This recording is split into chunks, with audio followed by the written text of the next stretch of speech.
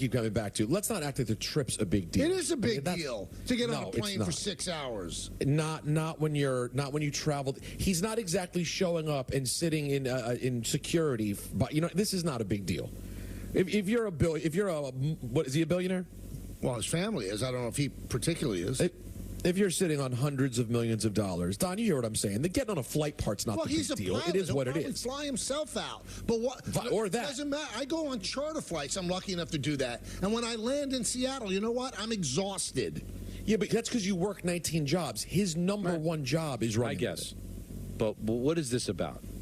Like if it was a normal situation, and you worked with somebody for a full year, and they called you up, even if you had the means to do it, and say, I need fly out here and convince me that I should stay with you. I'd be like, well, what do you need to know? You were just here for a year. Well, if it was framed that way, I'd be annoyed. But that's kind of what it is. What is he going there to do? You know what Hal's doing, Peter?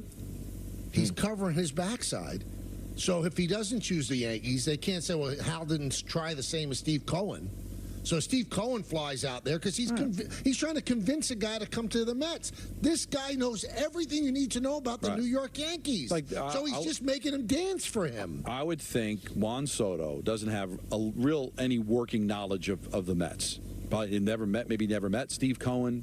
Doesn't really know what they're about. Probably doesn't care about the history other than the times he played them when he was in Washington or San Diego. I can understand him wanting, all right, what are you about? What's your organization about? How much do you want to win? And he's already met with Hal. Right. He's spoken with Hal. When Boston and Toronto and San Francisco, like, all right, so how are your spring training facilities? Like, tell me what your history. Like, I don't know if he knows all that stuff. But with the Yankees, I think he picked up some things playing 162 games and being there since March of what they're about and who's on the team. And their manager and their general manager and Hal. So it does seem like pretty useless. But to me, and maybe this is way over the top, and I'm sorry if it is, it's kind of let's neuter some billionaires to come fly out and meet me. I mean, it could be that, but it doesn't necessarily have to be that. Could be. It's just, to me, sometimes the answer is bad guy. And again, Anthony brought this up, and he's right. Fans would kill Hal if he didn't make the trip out there. He's got to do it. And they didn't get him. Has to do. So he has to do it. But you think in his soul, he thinks, yeah, this will help me get him. You know what's going to help you get him? How many zeros on the paycheck? That's it. It's going to come down to who pays him the most money. And Scott could say he wants to be in a winning situation. Well, any single team that has the money to afford him is going to be trying to win every single year. Why would you get him if you didn't want to win? We'll come back and talk about this in just a moment right here on Yes and 880 ESPN.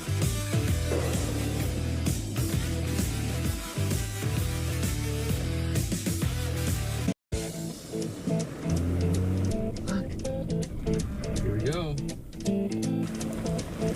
They're following us. This is awesome.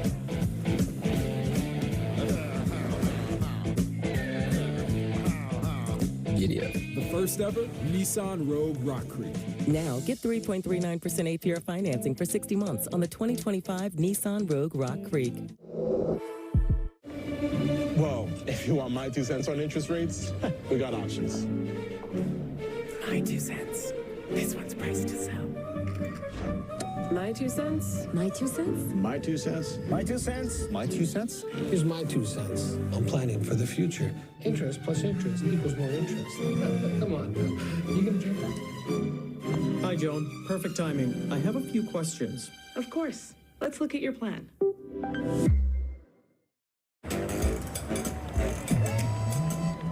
It's big, it's back, and it's only $6. Get the big box y'all love today. And this holiday season, you can order a Cajun-style turkey at your local Popeyes. Love that chicken from Popeyes. Untuck It makes every guy look better. From tall to short, from big to slim.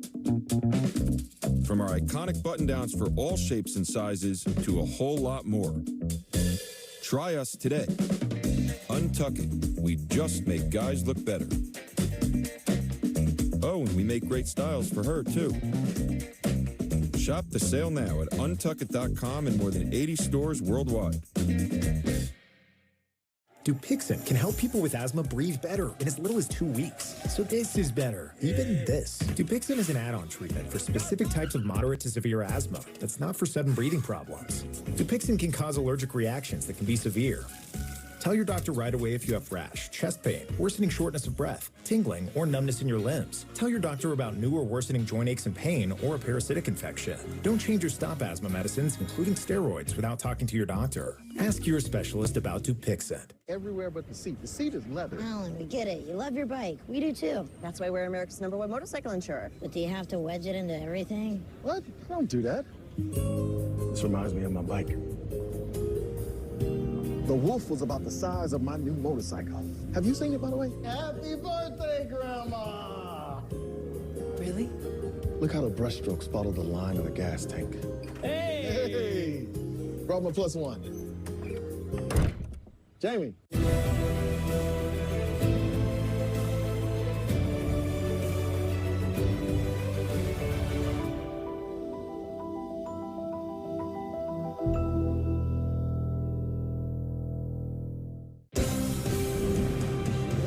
Your attention, please, ladies and gentlemen.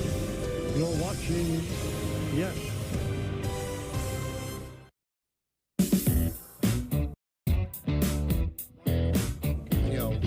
Tweeted out the statement the Yankees had when they picked up the option for Boone. And Sierra retweeted that and added, "The role of managers today confuses me. When I played, the manager's role was to win games, not be everyone's friend." Then I guess he got a lot of pushback. He said, "Listen, I don't think Boone is a bad manager, but when you ask about bringing your manager back, talk about how they make good baseball decisions, not them being a nice guy." But the key phrase in that, when I played, you don't play, you haven't played in a while, things have changed drastically. You are arguing from a place of, quite frankly, ignorance. That's not the way the game is played anymore. Now, you might want it to be played that way. I wish it was played that way. It's not how I was brought up. It's not how the game is ingrained in my soul. But you just got to wake up and realize you are critiquing a game that is no longer played the way you played it. So either stop watching or make the adjustment and then start grading and start evaluating things on how they're doing it. You're fighting an uphill battle at that point. What are you doing? Don't be stubborn about it. It's unfair. Isn't it really unfair? It's a little unfair. But part of the job is you're getting paid to take the hit. You just are. You are the face of the organization. It's a collaborative job, and you get paid a lot of money to sit there and explain it. They don't have to bring one of the analytic guys down there to sit there and defend it. That's the job of the manager. Well, that's and why to take total ownership of it. Well, that's why I've always said the analytic people are gutless because they don't talk to the media. They don't.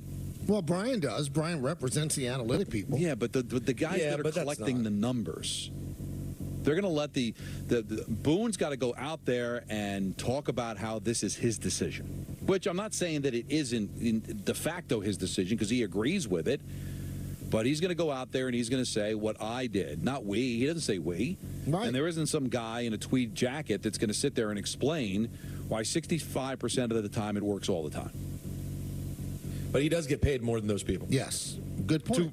To shield these people. But these are the people that you should be criticizing. These are the people that should be explaining to you why it's done that way. But Brian gets paid more than the manager, and he does explain it. He talks more than most general managers in the city. He does explain. He'll come on whenever we ask. That's just him. But it's every day. No matter what happens during the course of 162 games, immediately after the game, you turn on Yes, or you listen to their radio and you hear Aaron Boone explain why all those things happen. Yes, Brian will speak at the deadline. Brian will speak when we ask him to, and he'll probably talk, maybe a dozen times during the course of the season. Boone's going to talk 162 times during the regular season and however many post games there are. And he's going to talk all the time in spring training. Michael, he's the face of this. Right. And they'll say that's part of his job. I give Brian credit. He talks way more than any other general manager. We've never even uttered a word to Leon Rose since he's been the Knicks guy. And he's great. And he's doing a great job with the Knicks. But we haven't spoken to him. He talks more. I've talked to Brian Cashman in the close to 30 years I've been doing this, Michael, more than any general manager of any team. And I've worked with some teams. By far. And, no, he's accountable. He really is. But it's not at the level of Boone.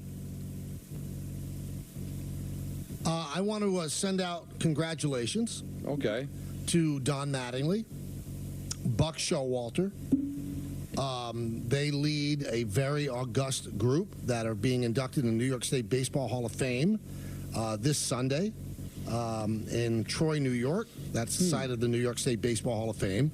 Going in with Donnie and Buck, Yogi Berra, Jesse Barfield, the late Eddie Lucas, and the artist James Fiorentino.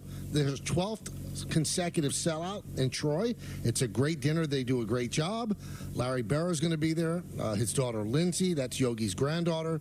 So kind of a nice gathering. I was lucky enough and honored enough to be inducted a couple of years ago. But it's a great event out there. It's at the Hilton Garden Inn in Troy. So congratulations to all the inductees that will be this Sunday in Troy. Just curious. I'm not killing anybody. Right. What took so long for Berra to get in? I don't know. I don't know how it's done. It's just like, it's crazy because, God, he was a Yankee and got the Mets to the 73 World Series. I would think that would have been done a long time ago. Did you guys see this? This was a record October for the New York sports books. $2.3 billion in bets. The previous record was $2.1 million wagered in November of 2023. So obviously the Yankees being in the playoffs and the Mets being in the playoffs drove up the handle. You know, because it's probably not a smart way to bet, but I guess people like to bet on their favorite teams. Right. No, I'll go a step further. It's definitively not a smart way to bet. It's like, it's an awful way to bet, but you're going to do it today with the Commanders. Damn right I am. Well, yeah, Peter, you should take your own advice. And I'm not saying you're wrong.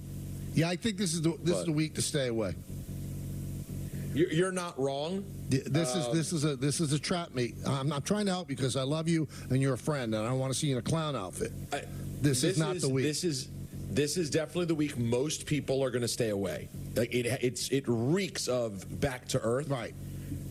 Yeah, I'm putting all three on them. Yeah, so good for you, man. But that's the fan in you. No, I'm a hack this year. I have not found my way the whole season, and my comeback has been my slight comeback that I've made has basically been on the backs of the Commanders and the Lions. So, and Don, you would agree though. It's not like I'm picking them to beat Pittsburgh at home by 6. It's a nice short line. They just got to win this game, right? And I absolutely think they can win this game. So why not? All right.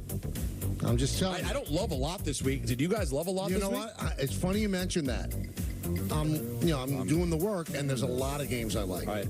Really? Yeah. Not me. It's going to be a short pick segment because we're all just picking 2. Well, after Michael copied me and you last I have 3. I have 3 picks. I've got to decide who's going to get dropped out here. But there's 3 that I really like. And neither of you want to touch my commies, huh? I would not with a 10-foot pole, even a shorter pole. But you are almost anti-commie to the point of being stubborn. No. I'm not anti-commie. I just think that this is a game that they can lose. It is. I mean, it is. And if you look at the numbers of when Pittsburgh is an underdog, it's not. It's not the day to go to the Commanders. And also, it's only bested by how good they are after a bye. Oh, by after who does after a bye? Steelers. Are they coming off a bye as well? Yes. You got to know this if you're going to put all your points on the Commanders. But that's not how I roll. You're not doing it. Yes, it is your role. It's not how I roll. It is your role. No, I want to. No, it's not how I roll. You should roll that way. I want to give him credit. No, listen. How's it working out? You're in last place. It's working out terrible. Carmine DeSantis. I did. How'd it work out the last 2 years? Carmine DeSantis. You guys all follow him, or he follows us. You know who I'm talking about, Yeah, Peter. the guy with the giant ring is his icon. Well, it's not Giants. I think it's Steelers. He's a Steeler guy. Okay. And he says Tomlin has a .606 winning percentage against the spread as a dog. They're 13-4 off the bye, including 7 straight wins since 2017. That's a good stat. You're 25-6 against a rookie quarterback. These are all impressive stats. Those are all the numbers that, and still Steeler fans want Tomlin gone. Tomlin is like Aaron Boone in Pittsburgh. It's so true. It's point guard. By the way, 1 point guard for the week yesterday, Peter. He did. There's nothing to play for. Nothing. Oh, look at you. Yeah, I feel very I'm not, and listen, you know what really hurt yesterday, Peter? It was a double gut punch. Number one, I lost and you weren't there, so that improved my chances of winning. There was just me and Michael, and his point was great. So I really couldn't complain. What was the total for? So that's 3-1 for Michael? Yeah, at this point. Now, Anthony Greek sent something that is good for you, Peter. The Commanders are an NFL best 7-1-1 against the spread this season. Well, I know that one. Yeah. You know that one. That one I know. And the Steelers, though, have won 7 straight games following a bye, 4-0 against the spread in their last 4 games following a bye, as Don alluded to. Hey, and you're going to find during ENN, by the way, a real ripoff for the #1 CBS announce team this weekend. What's that? How are you going to save it? They did not get this game. I'll tell you what they got coming up shortly. I have heard from people in the back room, the boiler room, that actually makes this show work, that there's not going to be a lot of straws in the announcer lineup. There's been some work that's done today. You're saying they did more work? They did more work to get rid of the abundance of straws. Now, the straw's good, I'll but tell you you don't want to overdo it. And they did last week. I'll tell you what, though, and here's the thing. If you have all like the other ones that, we haven't had before, the sort of disrespect we've had to some of the sideline reporters, if they have it done right, now when you drop a straw, it's going to hit so different. Yes. Too much straw does not hit good. How much? How long? Let's talk, baby. Let's go to Ben in the East Village. Ben. Michael, Don, Peter, thanks for taking my call. You got it. I'm pumped for this Tyson versus Jake Paul fight next week. I think Jake's about to get knocked out by Tyson, personally. Wow. Wanted to get your thoughts. Well, Peter's going to be there. What do you think, Petey? From your mouth to God's ear, I'd like to say that. God only has one ear? You don't say to God's ear. Yes, you do. So you do, but I think who? God bless. First of all, how dare you think you can get God's ear? Never mind both of them. I mean, when you're See, talking about that's what I'm ears, saying, Don. you shouldn't be talking about ears when you're talking about Mike Tyson anyway. But go on. Oh, you know what? It's very strong point by you.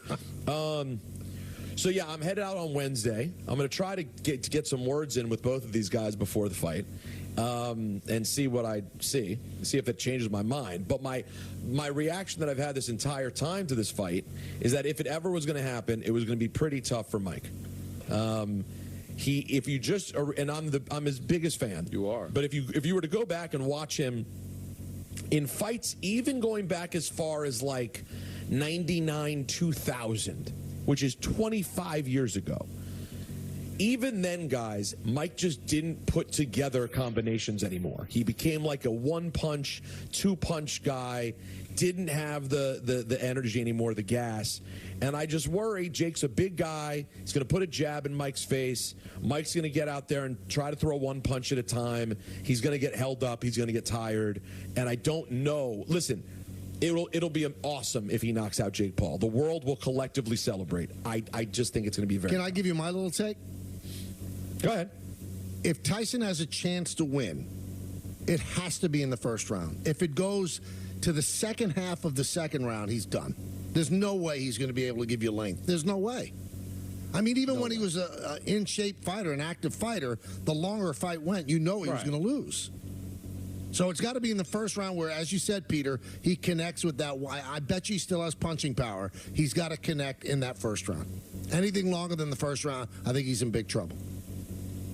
Yeah. No, listen, I'll push back on the part that any time it went long, he lost. Obviously, in his first 37 fights, that didn't happen. Sometimes they'd go long, though, Michael, to your point. He'd go to a decision, and it wouldn't be impressive. And it has to be early. I totally agree with you. If it goes on, he's going to start getting held up. Listen, do I think Jake can legitimately knock out Mike Tyson? I do not. But do I think it could be like a collection of punches, Mike stops throwing back, and they stop the fight? That would be sort of, to me, the most likely bad scenario for Mike Tyson. And Jake could lean on him. Jake is big, as you said, which is what Buster Douglas did as well. He wears you down, and then Buster Douglas, what was it, the 8th round? So, I mean, if he wears you down, and now this guy's 55 years old. So. No, Buster beat Mike in the 11th. Was it the 11th? Actually went a long way. Yeah, And Tyson's 58. 58. 50. And you know what? Listen, I know that a lot of the people. You know what? A lot of the big-time sports pundits are going to take a big you-know-what on this fight. I'm sure if we ask Lupica about it next Wednesday, and I'm sure we will, he'll say, my guess is it's a clown show and he has no interest. And I do understand why people are disappointed about the state of boxing, but I'd push back on two things. One, do you really support the other fights that are going on out there and pay real close attention? Are you really doing your part to actually support it otherwise? And also, I know that in theory there is danger to Mike being a 58-year-old and competing, but like in all seriousness, Don, are you physically worried about Mike Tyson's health in this fight? No, I'm not. He's going to die, but I do think it could affect the result of the match. But I'm not. Right, I mean, he could lose because he's older. Right, but I wouldn't worry about him not surviving it because he's 58 years old. I mean, he's obviously in physical shape. He's an athlete. But it's just amazing. Like, what was George Foreman, like 40? And we were aghast at the fact that he was fighting. Like, oh my God!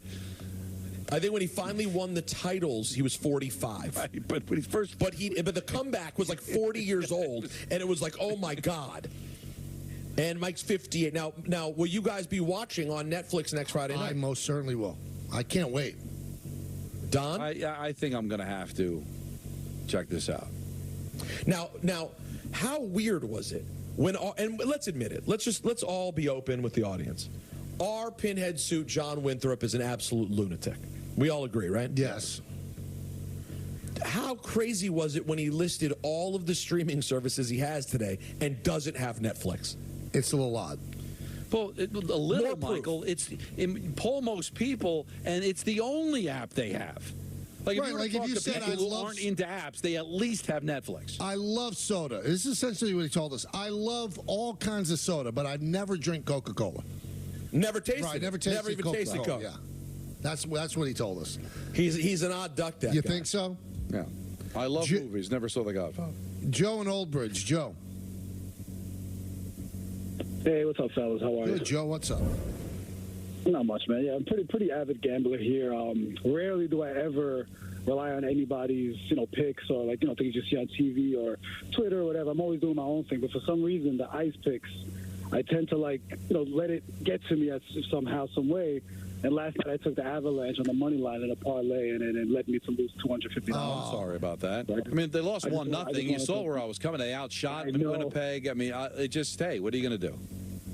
I'm sorry. It was one of those picks. Honestly, I didn't even feel bad about it. I almost took him at the +1.5. Ooh.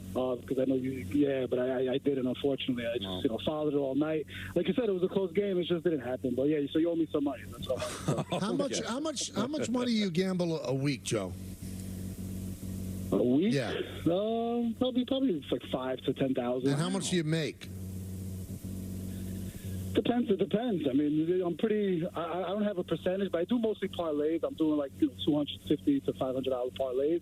So when I do hit one, I'm hitting for like $3,000 to $4,000. Now I'm going to ask you a very tough question.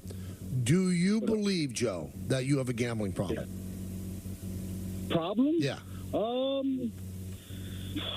I mean, listen, it helps me. It helps me pay for a lot of things that I need on a daily basis. Well, if you win, then it's not a problem, I guess, right?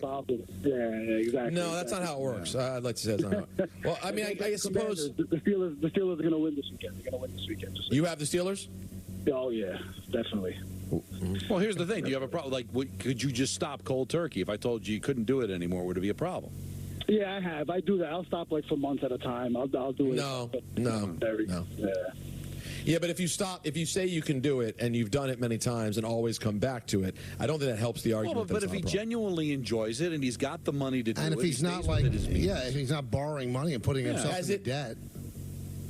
Has it at any point made your life unmanageable? Oh, okay. I was going to really ask him a question. This was good. You know, it's so good, Peter. I think that you should really tell people about BetterHelp. You know what, Michael?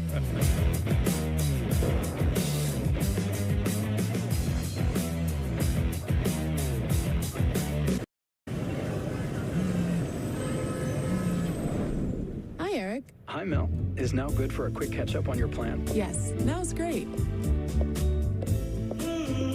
Has anything changed since we last spoke? You know what? Yes, I'm thinking more long-term. Great. We'll make that change to your plan and adjust as needed. This helps a lot. Bye, Mel. Bye. Make sense of your money with Citizens.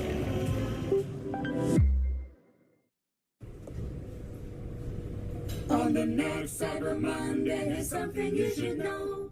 98% of clicks come from SEO. Shopping season bells are ringing. Get your business ready for business with SEO experts on Fiverr. Never clean your gutters again with LeafGuard. LeafGuard's seamless design keeps leaves, pests, and sediment out while directing water away from your home, giving you peace of mind that your home and family are protected from water damage with the industry's premier maintenance-free gutter system. Call 844-6LeafGuard right now for a free estimate and save 20% plus $500 off your purchase and installation. LeafGuard. Get it today, protected for life.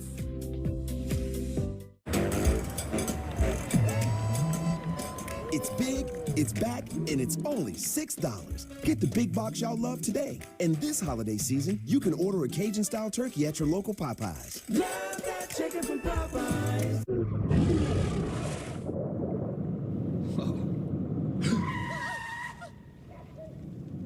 Eyes forward. Don't drive distracted.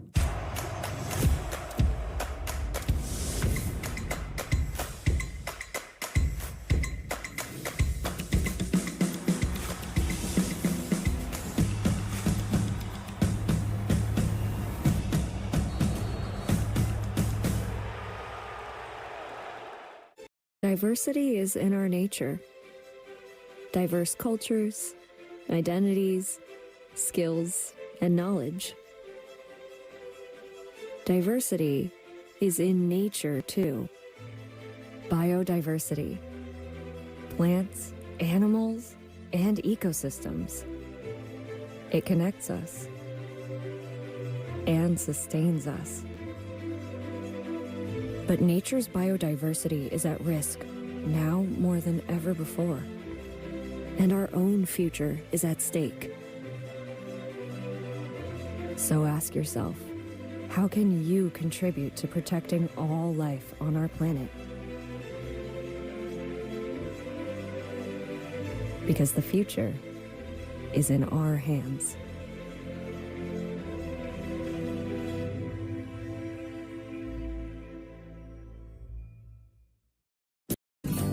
Dear unbreakable spirit, when the terrain is gnarly, you steady us.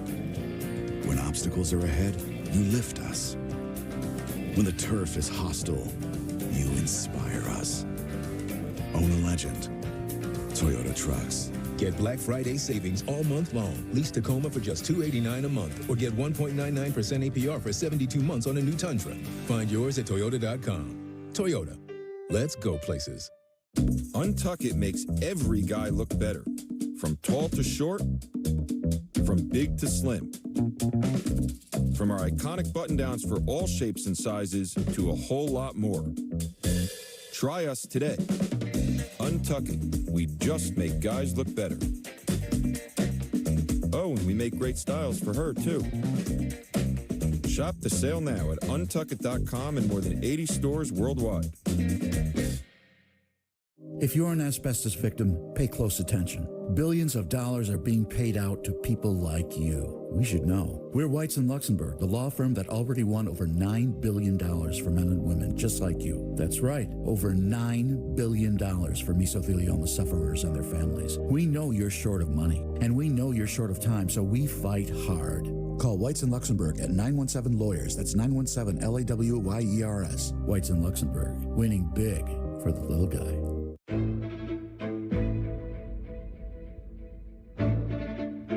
A team grows in Brooklyn.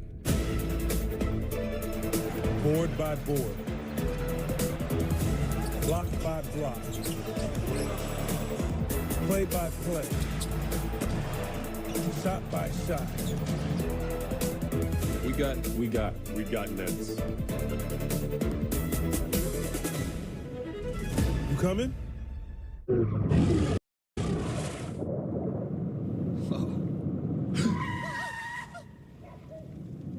Eyes forward. Don't drive distracted. The Nets get back to work tonight and will be tested up in Boston by the defending champion Celtics, who are being led by Jason Tatum. He came in sixth for the MVP last season. This season, he is third in points per game, but has scored the most total points in the league with 272. That's 52 better than second place and reigning MVP, Nikola Jokic. The Nets are coming in at 4-4 after sweeping their season series with the Memphis Grizzlies. Cam Thomas is leading the way for Brooklyn in scoring with just under 25 points per game. Dennis Schroeder is providing veteran leadership and nearly 20 points per game and over 7 assists as well. Our coverage tonight begins with the pregame show at 7 o'clock, followed by opening tip a little after 7:30. It's the Nets and the Celtics tonight. Coverage starting at 7 with the pregame show right here on Yes, and streaming, of course, on the Gotham Sports app.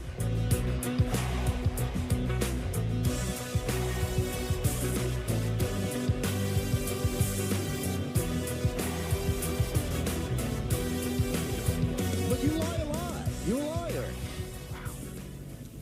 That's tough, right, Don? It's very difficult to get up from, and if you want to say that that could be a negative turning point in the relationship, I'd understand. But we'll think about. But you know why I wouldn't say that? So there's so many things that have already been negative points in this relationship. You know what I mean? I understand. But Negative liar? points of light? You're a liar? It's tough. No, it's tough. People have dueled after things like that. Let's do it. But you lie a lot. You're a liar. I'd also like to say good evening to Michael. All right, let's take some phone call. That's like from your mouth to God's ear. No, it's not. Well, yes, it is. Yeah. It's not. It is. I never. That's not the same. Let's take some phone call. Makes no sense. No, it makes total sense. That's the new way I'm going to talk about phone call. You can. Yeah, Peter might have gotten the phrase wrong, but it still works. Didn't. It works completely, and that's how some people say it, I'm telling you. Like, lend me your ear. Let me bend your ear. Correct. Ear isn't always used as ears. It is the way Don. you used it. No, it's not. God doesn't have two ears. Like he doesn't work at the pharmacy. Okay. What? It's God's omnipotent. It's So then he doesn't even have an ear, does he? Not really. No. That's all the more reason why. Correct. So then don't diminish him by giving him an ear. So just say from your mouth to God. Yeah, you go. Yeah, there you go. All right. But that's not. Let's say good evening. Let's say good evening to Michael. How much? How long? Let's talk, baby. And to Don. The second intermission meatballs. Just two, Peter. Just two. Now, I don't know if you'll have it right there, Tom, but being that we haven't done ENN since it happened yesterday, I'd also like to say good evening to our dear friend, Richard in Manhattan. There isn't much that I have learned through all my foolish years, except that life keeps running in cycles. First there's laughter, then those tears. It's a lot. It's something. It's something that happened. I didn't know that there was a hit Sinatra song that I never heard before. Me too. It's a hit? Yeah. Yeah. The album name Cycles. Well, I mean, Sinatra is a little bit before your guys' time, no? I actually Like that you could I took miss my a mom hit. to a Sinatra concert. It had to be late. Very late. He was totally off the prompter. Right. Yeah, so he died in 97. So what year are we talking, Michael? Probably saw him in the late 80s? 86, something like that, 87. At the Garden. The only Sinatra album that I ever sat and listened to through and through was produced by the late great Quincy Jones, who just passed away. Yeah, we didn't give that enough love, in my opinion. We really did. What day did it happen? I think it was Monday, right? It was early in the week. Yeah, it's Frank Sinatra with the Count Basie Orchestra, produced by Quincy Jones, is an incredible album. But I mean that career, Don, you really can't find a comparable for Quincy Jones' career. You can't. The awards won, the classics made, when you go beyond what he produced in music, television shows and films created. It's an insane. I mean, I don't know that there's a comp in America. That's why when they did We Are the World, they called him. God, that was we almost did.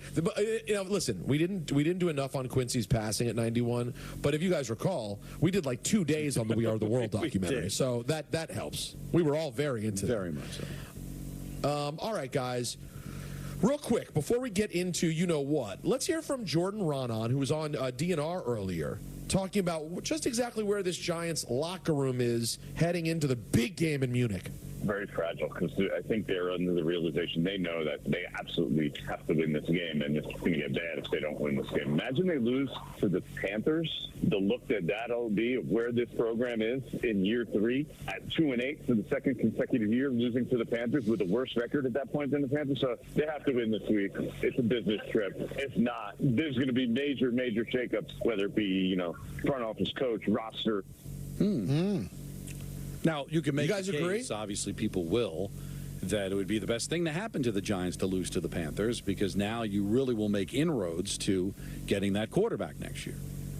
But yeah, but you can't. They can't lose to the Panthers. They can't. No, you can't. Now, it'd be really difficult to lose to the Panthers, guys, and feel like you've got the right people in place for that said quarterback.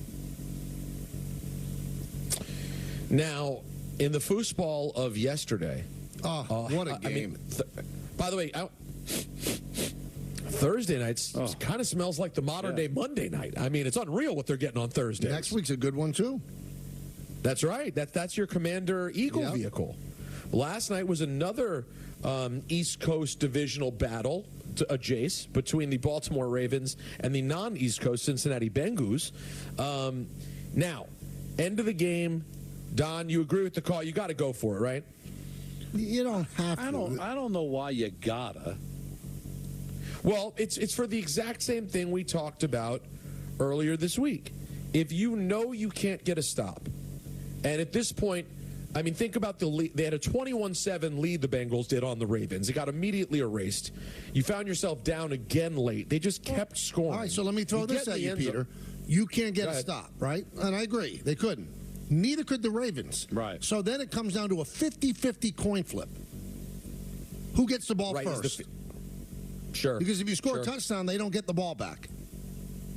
So that's your gamble. Well, and also, even if they'd gone for 1 at that point, Peter, even if they got in the 2, I mean, you don't think that the Ravens could move the ball 20 yards and get into field goal position? Well, not necessarily 20 yards. Well, you get the ball at the 30. In all likelihood, you're getting the ball at the 30. So let's say 25 yards. Right. No, I mean, for a long Justin Tucker. Yeah, well, that's the guy to do it, although he missed an extra point. Well, there were a couple of brutal no calls during that game, especially on the last 2-point conversion. Here's Joe Burrow. I feel like I've never really gotten those calls, so I don't really expect that. Felt like there were a couple that were close, but again, I don't expect those. You know what? You guys sometimes don't love the work of Al Michaels, but I thought he was fully engaged yesterday. He's been engaged, and because he's the been games on are it better. this year. And I also will tell you this: there's something. I think he's 80 years old. There's something to be said for having no bleeps left to give, because what broadcaster would say what he said after that missed call on the 2-point conversion? This happens too often at the end of games. It's not acceptable. What are they going to do to Al Michaels? Slap him on the hand? He's on the Mount Rushmore. He's 80 years old. I mean, it's the perfect storm to say whatever you want. Yep. Yeah. But they're not going to Jeff Van Gundy him. But these 2 point, but I guess we can say, since it's all about the analytics of that's what the percentages say, we should no longer say, oh, what cube's on that coach going for 2. But I guess you could say, because all the numbers point to going for 2, that if you don't, it's kind of gutless. But to me, if they can't stop me, and I got a 50-50 chance of winning the coin toss, I don't know if I'm going to have the whole shebang come down to one play. Listen, for me, guys, I'm with you. If the Commanders on Sunday are in the same spot against Pittsburgh, I want them to kick it. It's just too hard. 2-point conversions are not easy. They're just not a gimme. There's a lot of things that can go wrong. And what went wrong is there was a couple of calls that weren't made. You know, the passes could be dropped, guys could slip. You're putting all of your eggs into one basket, one play. All right, so you can't stop the Ravens. All right, but there's still, even if you lose the toss, you could still get a turnover. I mean, and you know why it's gutless of the refs to not make the call there, guys? Because what's the reason, if you're a defender, to not be overly aggressive on this play? The worst case scenario, they're playing it again from the same spot. Right. They can't get really closer. So you might as well guard them really tight. So if you're the ref and you see what happened... that's a point guard right there. The amount of grabbing they can do, why not do it again? You got to make the call. Yep. Thank you, Michael. That was brilliant. Well, and with that, let's get into this week's NFL announcer lineup. That's right. For what is this, week 10? Oh, can you believe it? Oh, my gosh. But Don, I'm telling you, months ago, I was thinking, before you know it, it's going to be week 10, and then the baby's going to be here. And now it's week 10. Goodness gracious. Guys, let's start out in Munich, Germany, I don't have a German accent. No, you don't. What was the Sprockets line? Let me just leave it alone. Let's go to Munich. It's 9:30 a.m. on the NFL Network. Oh, God, you know what that means. It's the Giants, it's the Panthers, and it's Rich Eisen. These guys, if they fall down hard and long. Kurt Warner. You FaceTime me in the middle of my massage. Jamie Erdahl. Jamie Erdahl. And Sarah Walsh? Okay. You know what? It was a lot to ask, but the Erdahl was very good. Let's head over to Chicago, get yourself a nice regular 1 p.m. game, and have a replay of the Bears' glorious Super Bowl in 1985 over the Patriots. But it's no Steve Grogan, am I right, Donnie? 1 o'clock on Fox. Kevin Kugler on the call. And it's caught! It's a touchdown! He'll be joined by Daryl Moose Johnston. And Laura Oakman. I love the love. Oh, look at that. There's an Oakman. Let's go out to Indianapolis, get ourselves some delightful shrimp cocktail, and watch the Buffalo Bills and the Indianapolis Colts at 1 p.m. on CBS with Andrew Catalan. Going up high and bringing it down for 6. Tiki Barber. You know what's funny? We were on a quest to find Quest. Jason McCourty. And A.J. Ross. Texans running back Joe Mixon dapping it up. Okay. Let's head to Jacksonville, Florida. The Minnesota Vikings are at the Jaguars. I have some interest in this vehicle. 1 o'clock on Fox. Adam Amin on the call. Now stands erect. He'll be joined by Mark Sanchez. Toby Shelton's clearing out defenders faster than a teenager clears his search history on his web browser. Holy smokes. You know what it is, Don? I'm pretty sure Sanchez is younger than me. And he became such a dad joke guy. It's just painful. They'll be joined by the great Christina Pink. Oh, yeah, the swagger is back. Let's head out to Kansas City. The Broncos and the 8-point favorite Kansas City Chiefs. The undefeated Andy Reid-led Chiefs. Patrick Mahomes' mom, very happy this week. I won't say why. It's 1 o'clock. It's CBS. She would, with a hat and all. Kevin Harlan on the call. He's got it! He's got it! He's got it! Trent Green and Melanie Collins. Oh, come on. The Chiefs have won 8 straight home meetings between the two, 5-3 against the spread. Kansas City's 12-1 against the Broncos with Patrick Mahomes. Yikes. 7-6 against the spread, but the Broncos are 4-1 against the spread in the last 5 between the two. We got a couple more at 1 o'clock. Let's go to New Orleans, an NFC South clash between a team Michael's really growing to like. My boy KC, Kirk Cousins, and the Atlanta Falcons at the New Orleans Saints. 1 o'clock on Fox. Joe Davis on the call. He'll be joined by Greg Wilson. Did I do a good job shaving? Perfect. Thanks. I didn't brush my hair. She told me it didn't matter. It doesn't matter. Thanks. And Pam Oliver on the sideline. Hey, now. Tampa Bay at 1 o'clock. San Francisco's in town. 1 o'clock? Is that a new time? Is that like 12:56? It's 1 o'clock. From your mouth to God's ear. Am I right, Michael? The 49ers at the Bucs, 1 o'clock, a Kevin Burkhardt vehicle. Keith, these are definitely not pumpkins. Tom Brady. Aaron Andrews. Who was talking about you? Tom Rinaldi. That he was actually ready to come out and play. That he's, pardon me, he's... Are we ready to say, guys, that I'm going to say it? Tom Brady's a waste of money. No, I'm not saying. I think he's pretty good on the air. Well, he's fine. $35 million is crazy, but here's my question: is he better than Greg Wilson? I think he is. No, you don't. You're lying to yourself. I'm not lying to myself. Did we hear? Did he get any discipline for criticizing the officials last week? No. Yeah, because they said he could get. Who's going to discipline? He could be disciplined. Really, who's going to discipline him? Well, then it doesn't mean anything. He's fine. The amount of money they spent on him is so ridiculous. What would you say they offered you that money? Well, you take the money. Then that's all I have to say. But he wouldn't have I don't the audacity understand. to say that he deserved it. Correct. He'd be like, can you believe it? They're paying me? Exactly. I just don't understand this. Maybe Tom does that behind the scenes. He maybe he does, but it's just whatever. Let's go to the nation's capital.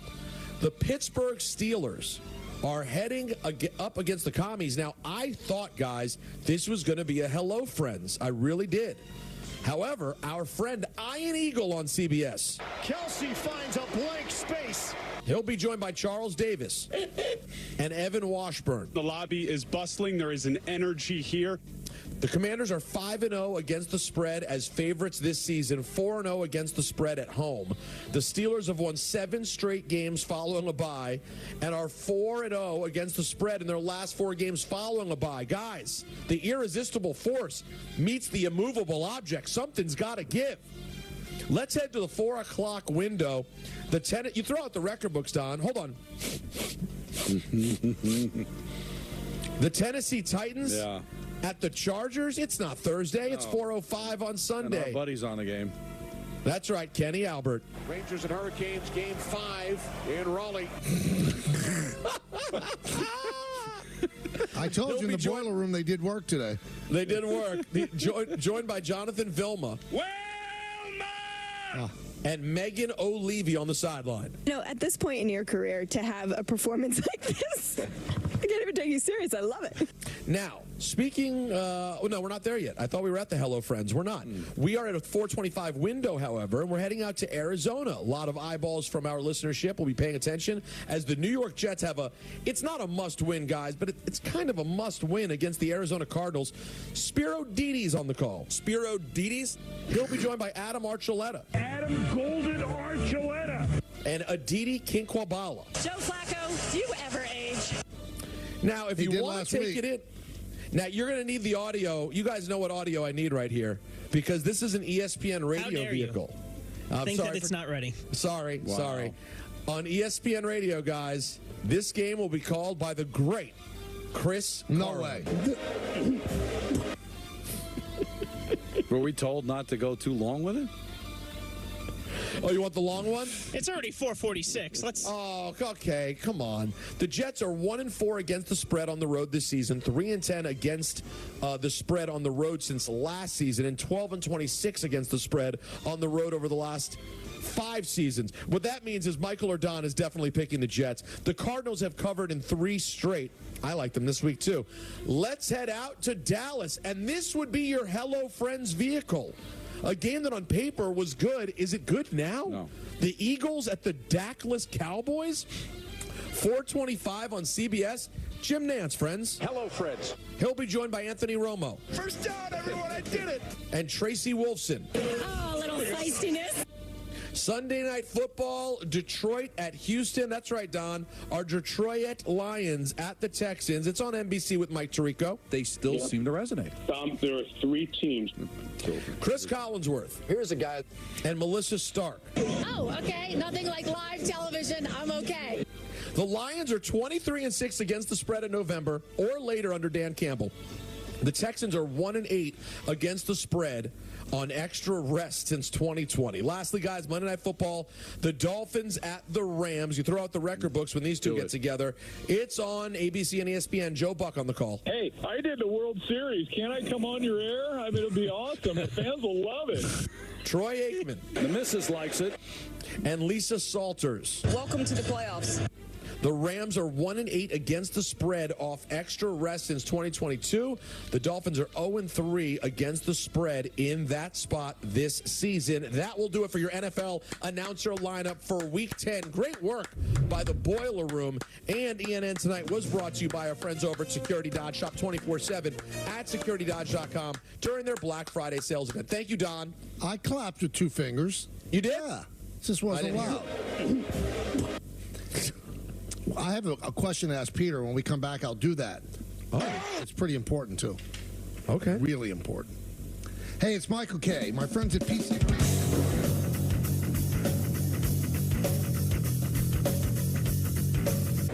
With Harry's, you get a smooth shave at a great price. Because you get all of this for as low as $2 per refill.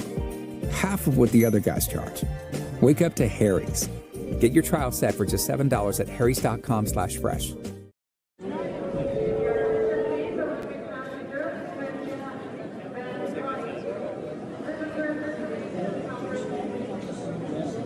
The wait is over. Now arriving, soft-side suitcases from Away. With Home Chef oven-ready options, home cooking is so simple, you go from step 1 to done with practically no effort at all. With our oven-ready tin, just cook and enjoy. Get 18 free meals plus free shipping today at homechef.com. Hydration is essential, and Advocare Rehydrate makes it delicious. With 8 refreshing flavors like berry lemon ice and pomegranate tangerine, use code THIRSTY to get a free sample pack with your first order of Rehydrate and try all the best flavors to find your favorite. Switch to Square and join over 4 million businesses worldwide. Switch to fast setup and even faster checkouts. Switch to making every sale the way you want, and the way they want, too. Switch to one system connecting every tool to every task, even as your business grows. Gain time and peace of mind with tools that bring everything together. Switch to Square today. Visit square.com to get started. With Udemy, there's a world of possibility at your fingertips. With one click, you're in the leading online marketplace for learning and skills. Want to become an AI expert? This is learning from real-world experts around the globe. Want to awaken your artistic side? This is learning your way. Want to switch professions? Help your team reskill? This is Udemy, the power of possibilities.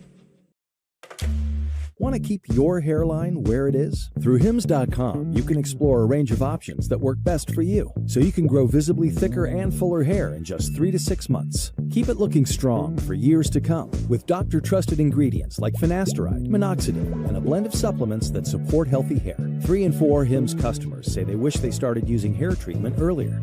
Get ahead now to keep the hair you love. Get started today at Hims.com. With ButcherBox, you never have to worry about what's for dinner. We deliver grass-fed beef, organic free-range chicken, humanely raised pork, wild-caught seafood, and so much more. Get high-quality meat sourced from trusted partners with free shipping always. So you can always be prepared and enjoy the important things. Sign up for ButcherBox today. Slow and steady wins the race. You hear it so often you forget just how amazing slow can be. At Acorns, we help your money harness the power of slow. Invest what you can. Give it a chance to grow with time. We believe that slower is better for your money and other stuff too. Barbecue, instant replay, slow dancing. Oh, so slow. Acorns, grow your oak.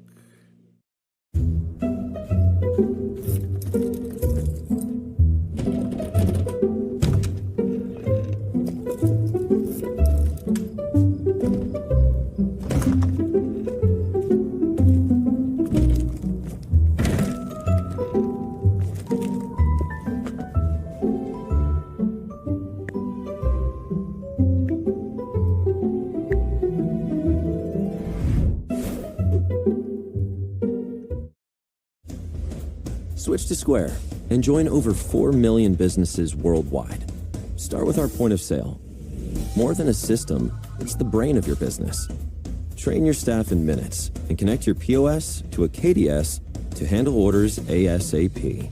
And with Square Banking, get a loan quickly for everything from small repairs to the biggest dreams. Gain time and peace of mind with restaurant tools that bring everything together. Switch to Square today. Visit square.com to get started. It all starts with fit. But fit isn't just something you see, it's something you feel. It's the energy you get from your favorite pants, from your lucky gonna crush this meeting blazer. The fit that feels so good it unlocks an unspoken swagger. A killer confidence that announces your presence when you enter a room. We aren't saying a pair of pants is going to change the world, just that you're gonna look damn good while you're doing it. To SnowJoeOnTV.com. Cancer is one journey no one should take on alone. Your support helps us bring together the best doctors and scientists, accelerating research that's leading to more effective treatments. Join us, and let's go further together.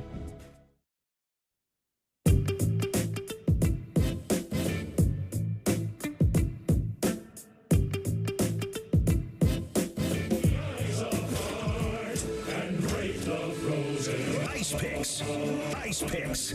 Ice Picks. Ice Picks.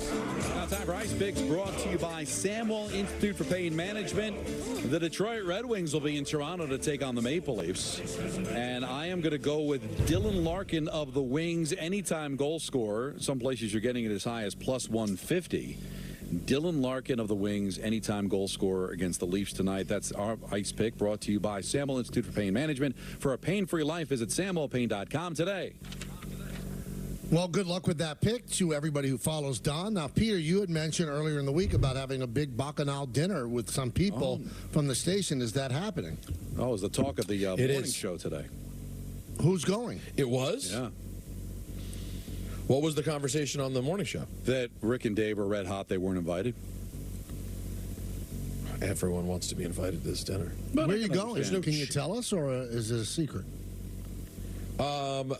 I'm not going to give out the restaurant, but we're going someplace in the East Village. East Village. Rick said it was the Times Square Olive Garden. If Rick was coming, we would have done something classy like that. Come on, Rick's why did he even pretend? People want to be asked, Peter. You don't understand. Well, but and this is why initially, Don, does it make more sense now as to why you almost can't say anything to anyone? I mean, so now anytime me and this small group of people want to get together, we have to invite the entire radio station? Well, it's not the entire radio ridiculous station, but considering that RJ is going, and Ray said that he was told after the Knicks he's welcome to swing by. Well, half their show was invited, so would it kill you to have Dave and Rick? It's and think about honestly, the star power, how it just goes I'm never up going to talk about it again. if Rick is there. I'm never going to talk about this again. Whenever it's going to be a secret internecine dinner from now on, because this is ridiculous. Beautiful use of the word. But everyone, the final lineup is what it originally was and what it was last time. It's what it's meant to be. But it's me, Gunling, RJ Brownshire, and JJ Devaney. So why is JJ allowed and not Rick? And there's a fighting chance Rick could pick up the whole thing. Well, hold on. Dave's a gem. But JJ is one of Andrew's best friends and a good friend of all of us who've like hung out on many occasions. I love Rick. That doesn't happen. Rick doesn't text me to ask me like things about life. JJ reaches out. Really? He's a friend. Yeah. JJ reaches out to you. Of course, yes. Why? We really are left out, Don, aren't we? There's a whole like circle that we're not.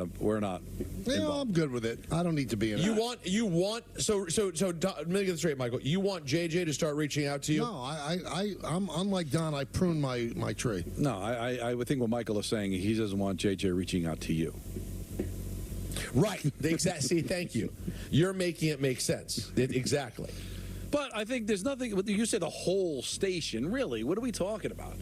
You know, when half the show's invited, you could have thrown an invite to Rick and likely they would say no. You're so silly, Peter. They're going to say no. They work the morning shift. They would have said no, and then this wouldn't have happened. Instead, you just open the door to get your teeth kicked in. No one's going to kick my teeth in. Verbally, they will. Oh, were people angry today? Well, worse. I think they were hurt. I think Rick was hurt. Dave was mad.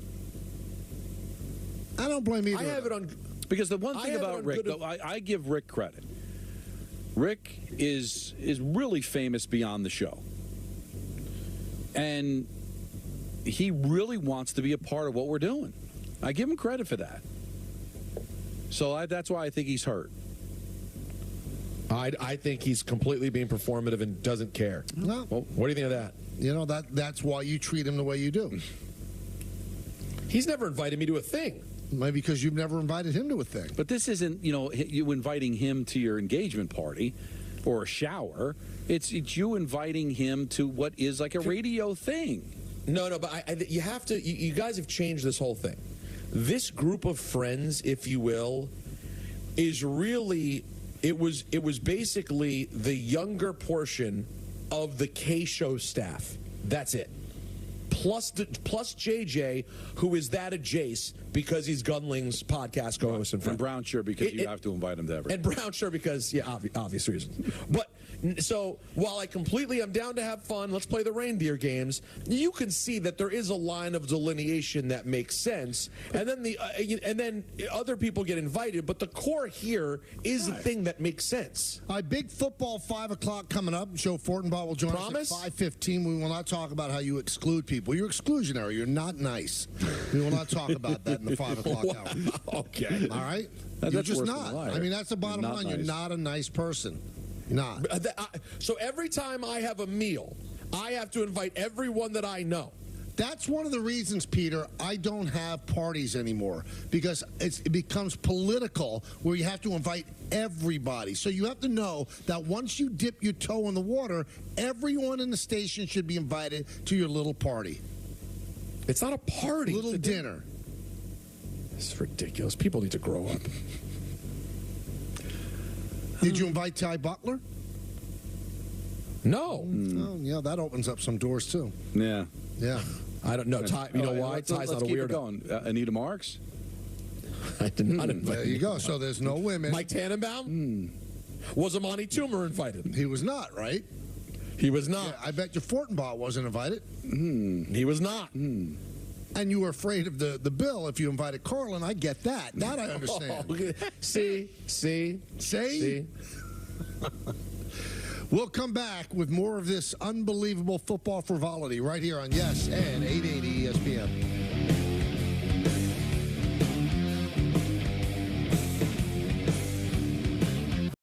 With ButcherBox, you never have to worry about what's for dinner. We deliver. Always be prepared and enjoy the important things. Sign up for ButcherBox today. From all of us at Maurice's, we wish you the most wonderful season of all.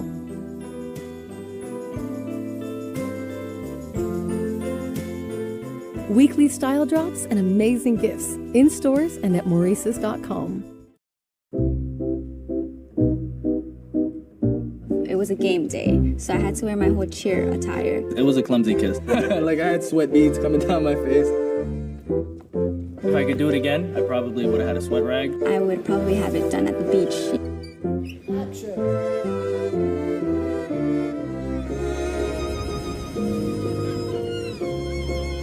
keeping your lips smooth since before you knew how to use them. Do it again? EOS. I chose Upstart because I was on financial aid for school. It did run out. Once I found Upstart, I was kind of relieved. They're interested in my background. They were looking at more than just my credit score. I was able to get my money fast. I was able to consolidate all of those credit cards into one payment and raise my credit score so that I was able to make that move right after college. Where'd you get those shoes? The ones that are in it to win it. That always make the grade.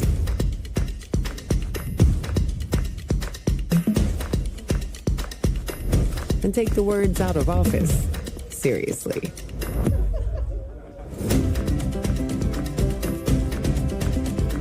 A shoe for every you at DSW. It's big, it's back, and it's only $6. Get the big box y'all love today. And this holiday season, you can order a Cajun-style turkey at your local Popeyes. Love that chicken from Popeyes. At City Harvest, we believe no New Yorker has to go hungry. With your help, we're on the road 365 days a year, rescuing over 77 million pounds of nutritious food and delivering it free to millions of New Yorkers, transforming surplus food into sustenance, sustainability, and smiles, rallying thousands of New Yorkers to power a network of nourishment across our city. One day, one meal, and one New Yorker at a time. That's how we feed good. Donate at cityharvest.org. I debate all day. It's what I do.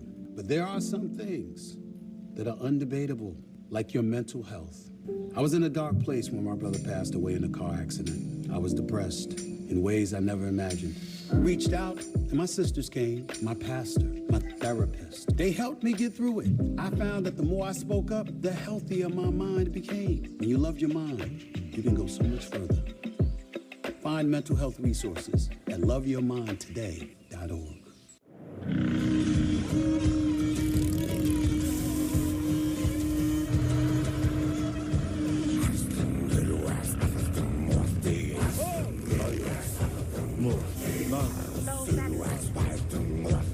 Mo.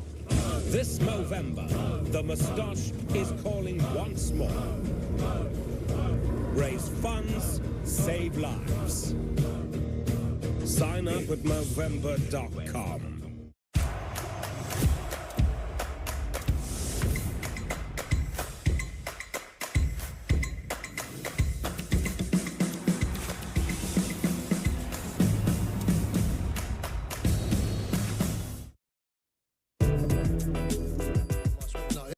It's a must-win game. Yeah, I think so. And it's not an easy game at all. I mean, these are not the Cardinals that you think of. They've won 3 in a row. They've actually played well. Kyler Murray is the type of quarterback that can really give the Jets fits. I'll tell you, Don, I'm not touching this game, but if I did, I think I'd take the Cardinals. Yeah, if it was back in the day where we had to pick the locals, I would probably pick the Cardinals. Here's why it's a must-win. Because people think there's a path, and there is a path, especially with Cincinnati losing last night. But you got to take advantage of it. And if 9 wins is enough, that means this team has to go 6-2 the rest of the way. Well, if you can't beat the Cardinals, and no offense to the Cardinals, but that looks, when you look at it, say, they're only a 1-point dog. They should be able to win that game if they're truly serious about making the playoffs. Well, then you lost all the momentum of the big win against Houston. This is a de facto bye. You haven't played since last Thursday. So now you're right back to losing again. So how are you supposed to all of a sudden go 6-1 when you can't string 2 wins together? It's not a streak. 1 win is not a streak. 2, 3 wins is a streak. So go to Arizona, beat the Cardinals, and make us believe. So if they lose, Michael, no, done, over. Don't tell me about a path. Don't tell me mathematics. There's no way this team is going to go 6-1 if they can't even string 2 wins together. And also, the win that they had, in retrospect, it's not that impressive. Houston didn't have his 2 best receivers. That normalized C.J. Stroud. Mm-hmm. They didn't play great. They couldn't get out of their own way for the first half. What are we anointing them? They made so many dumb mistakes. Well, the roughing the snapper, all the stuff that they do all the time. Why are we thinking that they're going to go to Arizona and beat the Cardinals? And never mind that, Michael. They were a mess last year and beat Houston 30-6. So maybe they just have the Texans' number. So let's see it. Win a couple of games in a row here, and then maybe we can go out there and believe. I think the spread's now 1.5. Jets are 0-3 against the spread as underdogs, 2-9 against the spread in the past 11 games as a dog. So, hey, if they play to the best of their ability, I think they can play and beat anybody. But when have they done it? They've got 3 wins, Michael. Their 3 wins are against a lousy Titans team, a lousy Patriot team, and a Houston team that they, for some reason, have their number. They have not really put together any kind of a complete game since the New England game. And now we're supposed to believe they're going to rattle off 6 wins out of their last 8. Hey, they've got the personnel. If Rodgers is healthy, but come on, Michael, you got to see it to believe it. Show me. Go out there, win by a couple of touchdowns in Arizona, and then we can have a conversation. Just like the Mets. Show me. What did I say? You don't want to sell off? Show me. All right, Jets, show me. Go beat Arizona. I'm not asking you to beat the 76 Steelers. Go to Arizona, beat the Cardinals. And what you did also, you thinned out your receiving core. Now that your top 2 is excellent, as good as any top 2 in the sport. But after that, you got rid of Mike Williams. So who's your number 3? So I mean, it makes it a little bit easier on the defense to match up with Adams and to match up with Wilson. It's a great point, Michael. Although it's not like he was that much of a number 3 previously, so. But you know what? He's a veteran guy, savvy, made some decent catches against Houston. He actually did some good things. Let's see what he does. Let's see. Maybe the long layoff, as Don said, it's a mini bye, helps Aaron Rodgers. Maybe he comes back better. How about getting Tyler Conklin involved in the passing game a bit? Yeah, they don't seem like that's on the docket that much. I mean, guys, on how many of the good teams in this league is that what you end up doing after your top 2 receivers is a tight end? And I thought that's what we were going to get with Tyler Conklin. He put up a good game against New England. He played a decent game at Minnesota. Besides that, it's been pretty quiet. Somewhere between pretty and very quiet. He had -3 yards against Houston, guys. Yeah, it has not been pretty at all offensively, and it seems like they're still trying to find their way. But what works, what doesn't?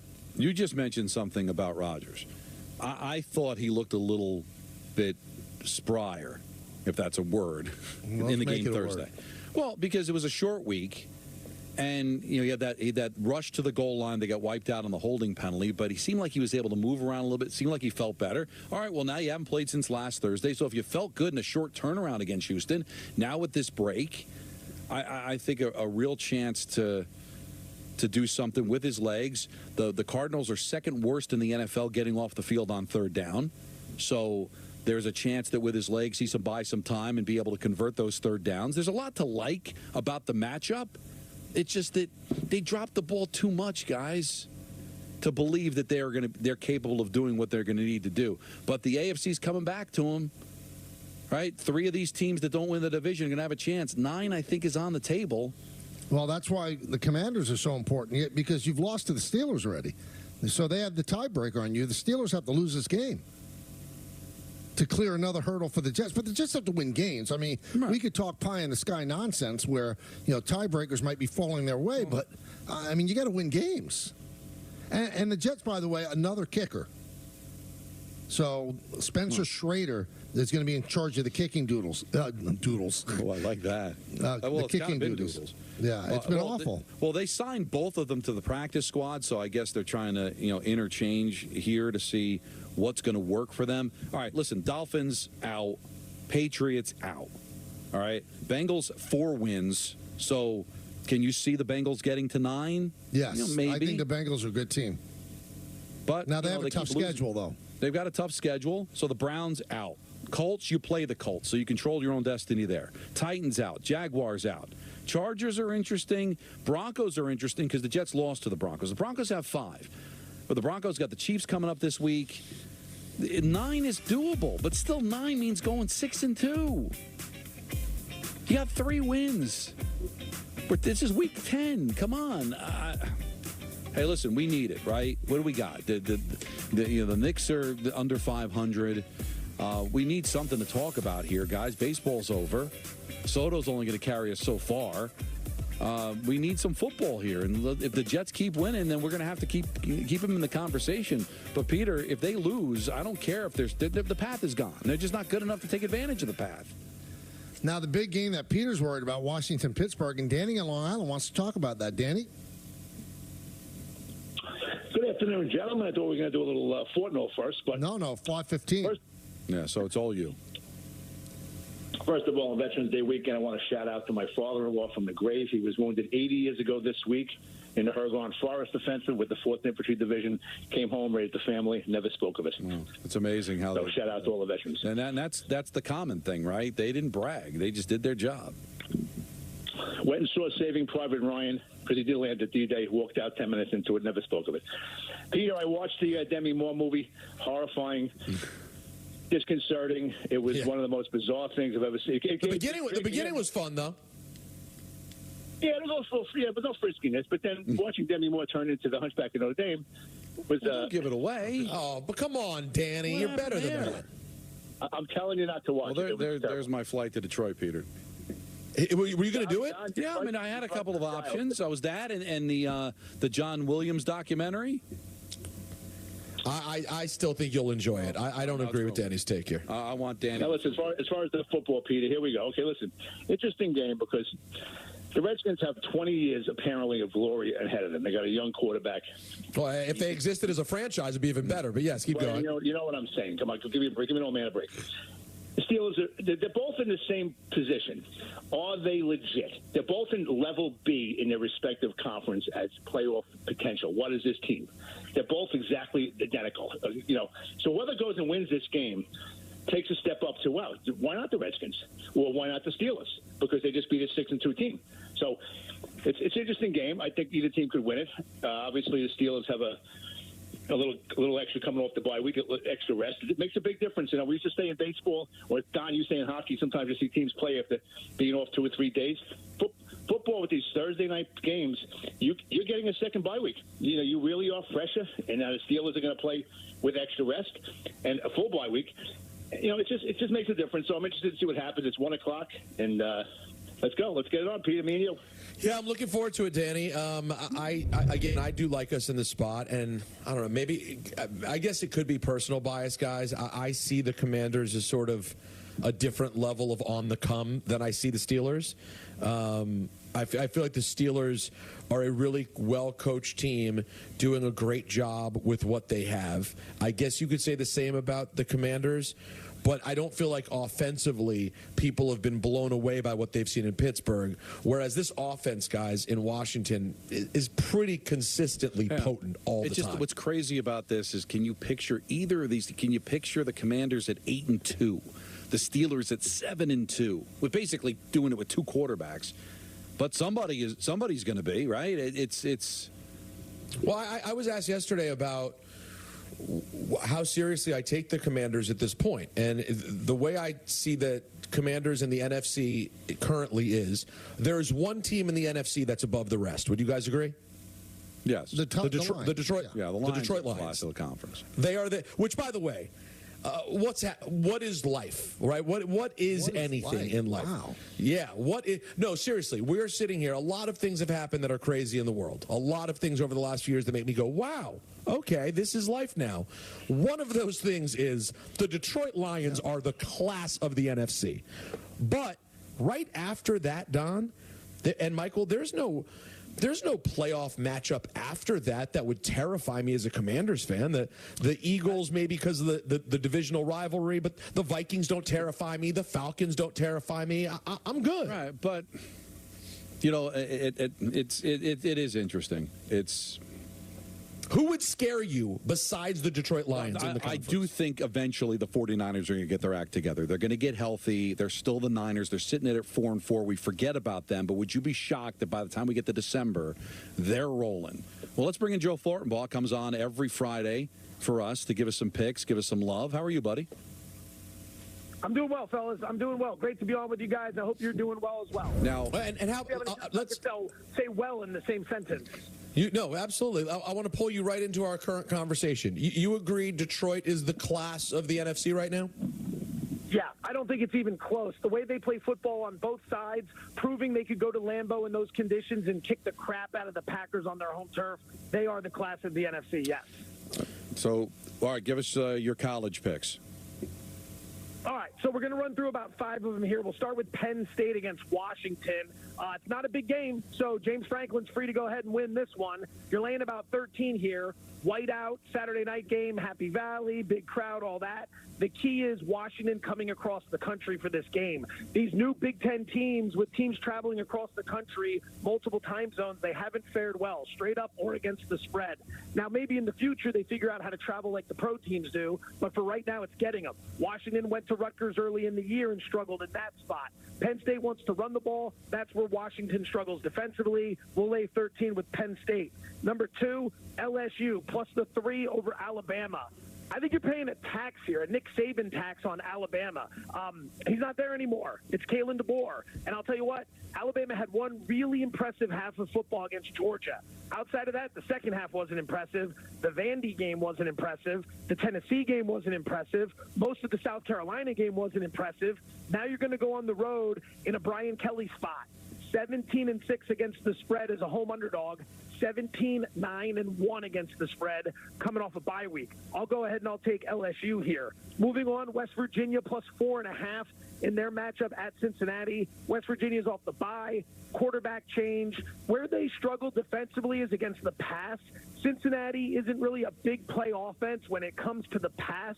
So the biggest problem for West Virginia is kind of neutralized there. They're catching a bunch of points. Sharp Money jumped on this earlier in the week. I'll chase the steam and jump in at 4.5. 2 more for you. We'll lay the 4.5 with Colorado over Texas Tech. I love the spot. Buffalo's off their bye week. They have the 30th ranked defense in the country in terms of scoring. Texas Tech is coming off a huge upset win at Iowa State. Bit of a hangover effect here. 102nd in the country in scoring defense. We'll go ahead and back the Buffaloes. And then finally, North Texas plus the 3.5 over Army. Keep an eye on the Army quarterback situation. They haven't played anyone like this season. North Texas can score over 40 points per game. It's top 5 in the country. If they get up, that puts Army in a situation where they kind of get off their script. So I like the setup for North Texas there. And again, I know some guys in Vegas that played this one earlier in the week. So the recap, Penn State minus 13, LSU plus 3, Colorado minus 4.5, West Virginia plus 4.5, North Texas plus 3.5. And the pros? 3 games there. We'll start with San Francisco. We'll lay the 6.5 against Tampa Bay. Another situational play. San Francisco off their bye week, 2 weeks to get ready. They're getting healthy. McCaffrey's coming back. I don't expect them to touch the ball 25 times or anything like that, but I do think he helps out in the passing game. Conversely, the Buccaneers just played Monday night at Arrowhead, went to overtime, physical game. Now you got to turn around on a short week and get ready for a very well-rested opponent. Oh, by the way, no Mike Evans or Chris Godwin. I think this is like what we saw last year from the Niners. They lost like 3 straight, went on the bye, came off the bye, and went to Jacksonville, who was pretty good at the time.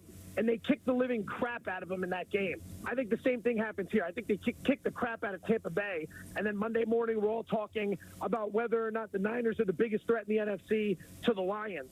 Speaking of which, that'll lead into the Commanders game. Sorry, Peter. I think it's a great spot for the Steelers. I'd play Pittsburgh plus the 2.5 here. There are some 3s out there. I'd grab the 3 if you can get it. This comes down to 2 things. Number 1, on Pittsburgh's side, they're off the bye week. And on top of that, Mike Tomlin has a hell of a track record against rookie quarterbacks, 26-6 lifetime. On the other side, I respect everything Washington's doing. They've been fantastic. Coaching, quarterback play, management, all of it. It's all been fantastic. They're 7-2 and the world's in love with them. I think this is a sell high spot. 7-2. 7 wins against teams that are combined 19-34. The only team they beat with a winning record is Arizona, who's 5-4. They beat one team this year with a defense that ranks in the top half of the league in EPA. That's the Bears, and it took a Hail Mary to get past them. So again, I love what they're doing. All due respect to the turnaround. Long-term buy for sure, but short-term sell. I'll take the Steelers. And then the final game of the week, Chargers, Titans under 39 points. I don't think a single Chargers game has reached 40 or more points this season. They're like 7-1 to the under. Everyone's sleeping on the fact that they got the number 1 defense in the NFL by almost every metric. They play at the slowest pace of anyone in the NFL. They love to run the ball. They don't have a lot of big home run plays on offense in terms of passing. It's just a classic Jim Harbaugh look. Here comes Will Levis at quarterback for Tennessee. We know that's been a mess, but Tennessee can play some defense. So the recap, Niners minus 6.5. Steelers +3 if you can get it, +2.5 if it's out there, and then under 39 Chargers Titans. Now, Peter, do you hate Joe for picking Pittsburgh? Do I hate Joe? No, of course not. And furthermore, I just got news recently that it makes me squeamish about picking the Commanders. Brian Robinson out is a problem against Pittsburgh. They got away with it last week. I do not like that at all. Speaking of things you don't like, do you have the audio over there, Tom, the long-form audio of the unfortunate Chris Carlin incident from last week? This is college football.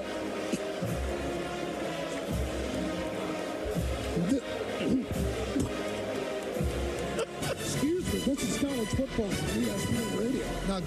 Now, Joe, that's how he usually sounds at lunch, but, I mean, what do you think about having that during a broadcast?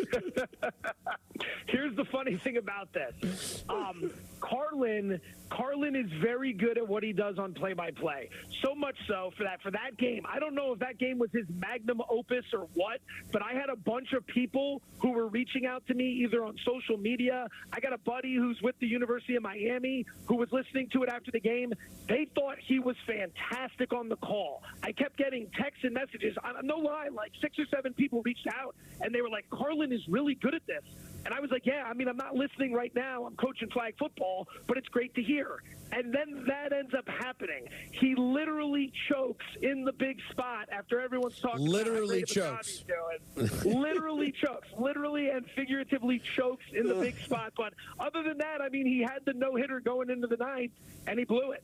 Yeah, he blew it. He lost the game, too. He didn't just lose the no-hitter. I mean, that's awful. Oh. Now, we didn't ask you have any feel for the game in Germany? Okay, so with Carolina, here's the thing. The first half over has hit in every single Carolina game this year. It's like 9-0, right? Their first half defense stinks. We've talked about this before on the show. Yep. We talked about it last week with the Saints team total over. We missed it by half a point because the Saints are completely incompetent when it comes to doing just about anything. But now we're going to Germany, right? Like, we're introducing this unique variable into the equation, and we're putting the Giants out there as a big favorite. And it's like, how often can you put the Giants out there as a big favorite? But Carolina's been brutal. So maybe we look to some points in the first half. I don't know how the field's going to look. I always worry about these things when it comes to the international games. I really, really get hesitant about laying this many points with the Giant offense. I think one way to look at it is to back the Giants defense and maybe play Carolina's team total on offense, maybe play that under, and back Big Blues defense to get some stops over in Germany. Good stuff, Joe, as always. Have a great weekend. Thank you for joining us. Thanks, man. Yep, fellas, it's a pleasure. Best of luck to everyone out there. You guys have a great weekend. Thank you so much. Boy, to think he blew a no-hitter with that call at the end. That's unfair because nobody pays attention other than the affiliates to know whether it's a network break or a local break. But people are grading him on throwing the break. They're going to grade him on the game. Don, people were alarmed. I mean, it was like listening to War of the Worlds on radio. I mean, oh my God, that's strong. That's nobody. You thought there was a man dying on the air. That's what you thought. But that should not take away from the great game that he called. No, don't. I mean, okay. So. If somebody's pitching a perfect game through 8 2/3 and then gives up 6 straight home runs, it takes away from the great game they pitched. No, this is unfair. No. I don't like where you can never just have fun. No, you have to insult. Peter, this is the perfect game, right? But between innings, the pitcher soiled himself as he was walking to the dugout. Right, he didn't choke on the game-winning touchdown. He wasn't choking during play-by-play. He choked in the part where nobody pays attention anyway. Peter doesn't understand because he doesn't do play-by-play. How would you feel if you throw in the network break on the Ranger game tomorrow and you did that? You'd be beside yourself. No, he'd get over it. I would get over it more so than if I flubbed the game-winning goal. And nobody understood it, and I'm coughing while the play is going on that people are actually paying attention to. Literally the only people that were listening to that throw to break were the affiliates to know whether it was a local or a network break. And aren't we really dancing for the affiliates? Aren't we really? Not him. Peter, this is terrible because he's probably crushed by it, and he wants He wants him to put the teeth on the curb. That's what it's awful. It's American History X. Yeah, exactly. You Who's know the what? guy who brought it up first, Peter? Me or him? No, because he figured people had fun with it, that you wouldn't be a viper like that. But that's the thing. He's a bad guy. Really bad guy. Seriously. But you don't seem to believe this. I believe him. When someone shows you who they are over and over again, believe them. Michael, anytime you think it's funny and light, is going to go one step too far to where you go, do I hate this person? So what's your answer? That's up to Chris. No, you. Do you hate this person? I've had my moments. Interesting. Depends on when you ask him. If you ask him now. Yeah. Right now, he's not doing anything to me. But, like, in that moment where you're joking around, Michael is a habitual line stepper. That is a fact. Fact. Really? That's that is an actual fact. Really Chris is a human being. He's just not a guy for your amusement. Then we love him. Right. Can we play it again just so we can cement you what's know what? happening? How dare you? One more time. This is college football.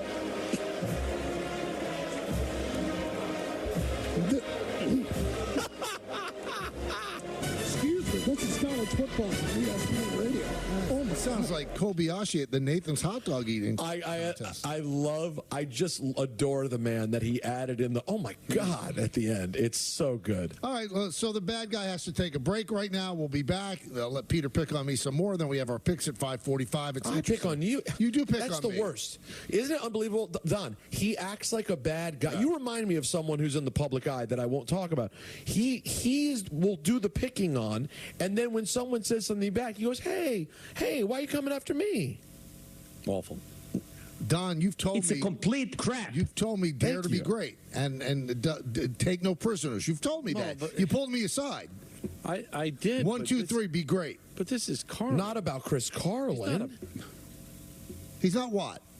He's not somebody that we're going to drag in as a prisoner. He's one of us. Yeah, I know, but he's there for our amusement. We'll be back in just a moment right here on Yes and 880 ESPN.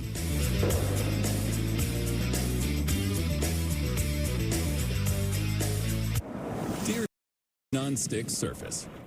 You're great for scrambling eggs, but to drive on, well, that's what it feels like when things get rough. Good thing we have amazing traction. Let's bond. Toyota all-wheel drive vehicles. Get Black Friday savings all month long. Lease RAV4 with all-wheel drive for just $299 a month. Find yours at Toyota.com. Toyota. Let's go places. AE drink Sprite? AE drink Sprite. You want to hoop like me? Practice. You want a refreshing drink? Obey your thirst. Does RexMD really work? Over 85% of patients said not only does it work, they saw results the very first night. Get started with the 30-day sample pack. Generics now only $1 per tablet at rexmd.com/30.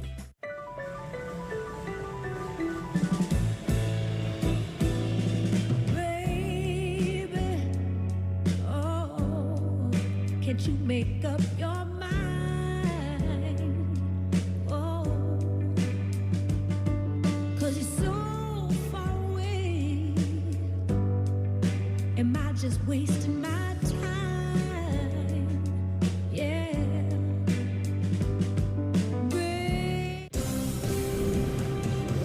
Your attention, please, ladies and gentlemen. You're watching Yes.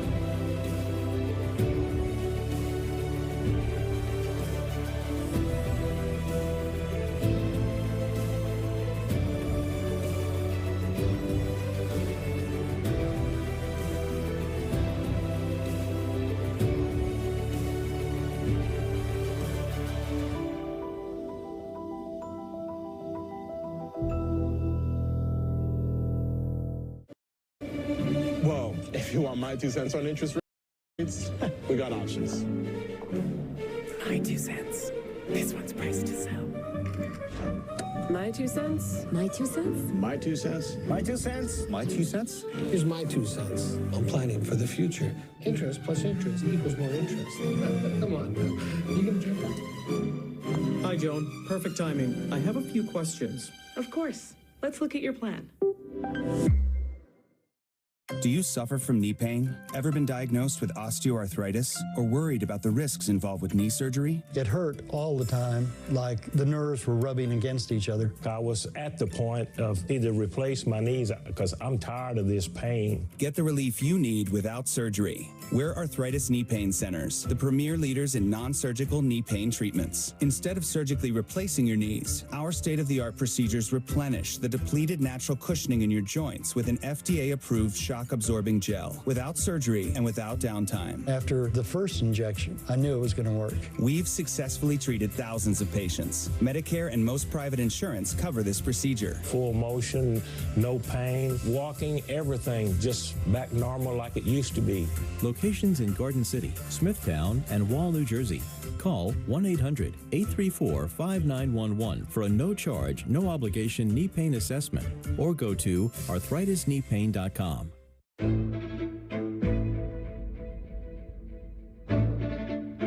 A team grows in Brooklyn. Board by board. Block by block. Play by play. Shot by shot. We got Nets. You coming? I'm Naheem Hines. I support the Muscular Dystrophy Association because they help my mom and kids like Ethan. Thanks to the Muscular Dystrophy Association and people like you, I have more hope than ever before. Join us and learn more at mda.org today.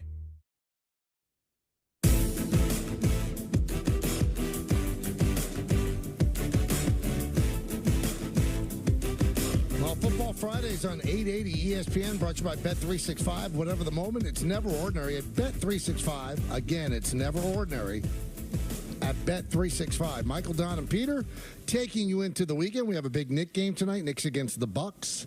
Knicks and the Bucks and the Hawks. That's from the Odd Couple. What'd you say, Petey? Buck. That's right, Buck. 1-800-919-3776 is the number. He's been on hold for almost 3 hours, Don. I think it's time to see if Richard in Manhattan can be as great as he was yesterday. Richard. Hi, fellas. Michael, Don, Peter. You know, the Jet game Sunday is a playoff game. That's all you got to worry about. They win, they advance. They lose, and it's over. So that's great. Don, you haven't talked about probably the greatest story in the history of sports possibility. Okay. Alex Ovechkin's got 8 goals in 12 games. That's 55 or 53 if he plays the whole season. He's on pace.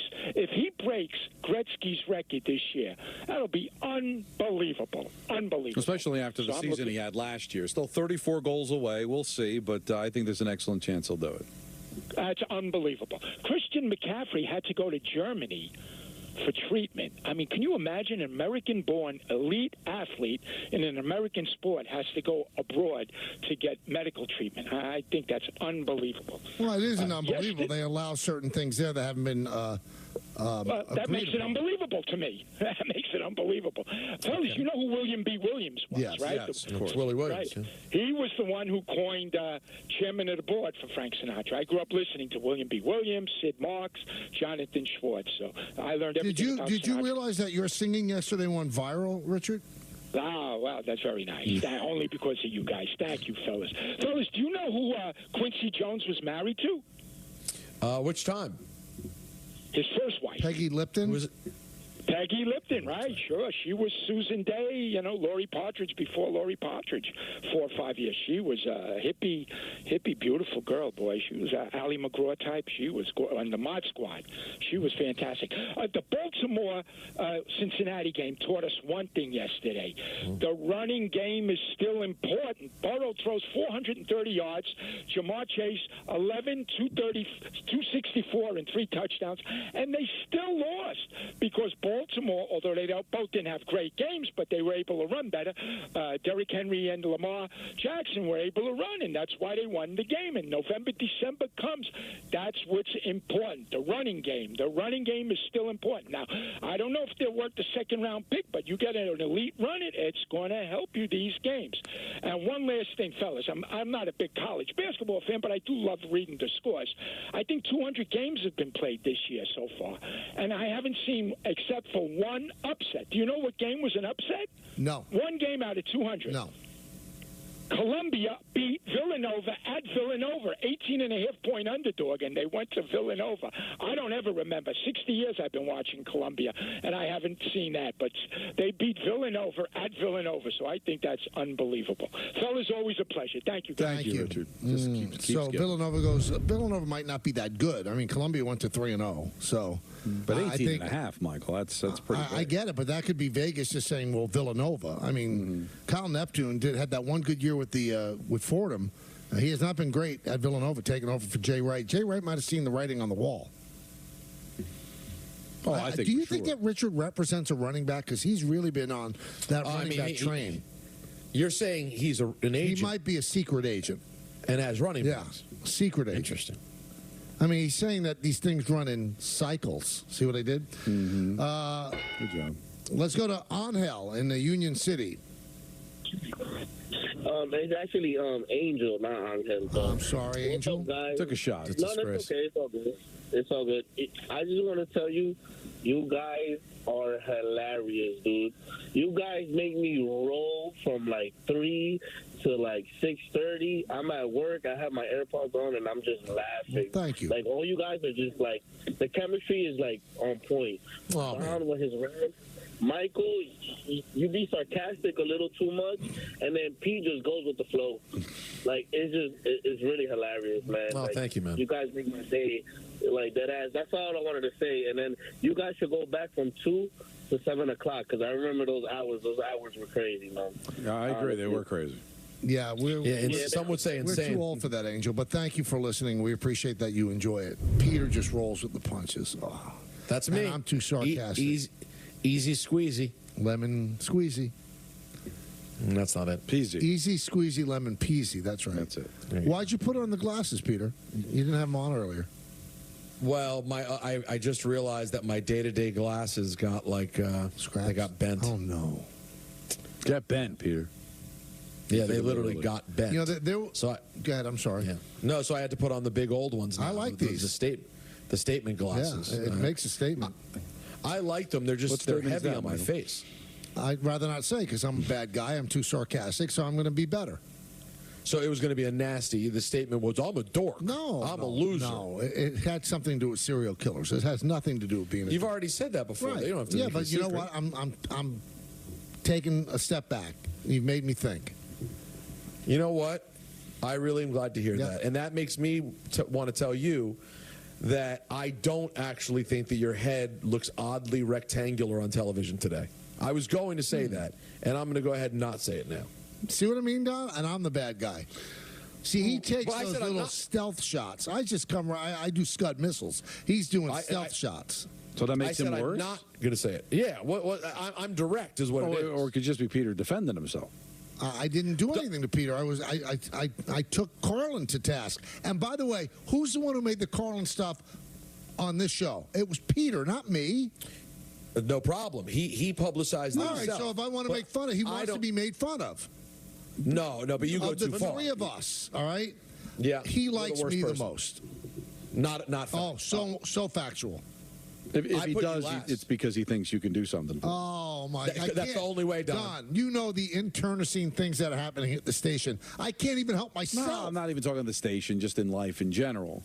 But, Michael, I think there's two things. You can make fun of him. He was the one that sent it out. Right. But it shouldn't affect the game he called. See? It was Fortenbaugh who said that. I just piled on. But his piling parser on said it. It's not good. But his partner said it, not me. Well, maybe Joe's a bad guy, too. Well, okay, so that's on the table, but don't make me to be the only bad guy. Let's go to Jerry in Westchester. Jerry? Hey, guys. Hello. Glad you took my call. What happened in the game last night? They were going for 2 points, and there were 2 fouls that were never called. Right. Are the refs controlling certain games? Can we get rid of some of these umpires? They did that with the other game a couple of years ago, where the Saints got messed out. They would have went to the Super Bowl, and they got rid of the ump that did not call the foul. Last night it was a travesty. I mean, it's disappointing. I've been watching games for so many years, and even this whole thing was where they intercept the ball and they have to run to the end zone and jump up and down. It's like, this is what you're paid for. I've been around a long time, and I remember Mark Bavaro, he would just spike the ball and go back to the sidelines. There was a certain class about playing the game. But last night, I just felt terrible. They would have won that game. Well, no, you don't know that. They would have had another play. Yeah. They would have had 3. It was like they would have had 3 more chances. No. That was on the 2-point conversion, Jerry. They would have had one more try at another 2-point conversion. Well, that's right. Yeah, that's so right. listen, that's the thing. That's why Peter made the great point, is that why not be aggressive? Because what do you lose? It's not even that much yardage. They're just going to go for it again, and maybe they don't call it, and that's what happened with Baltimore. But, getting back to the whole, because he said 2 different things there about the he was all officiating. over the place. But, all Mark Bavaro did was spike the ball and go back to the sideline.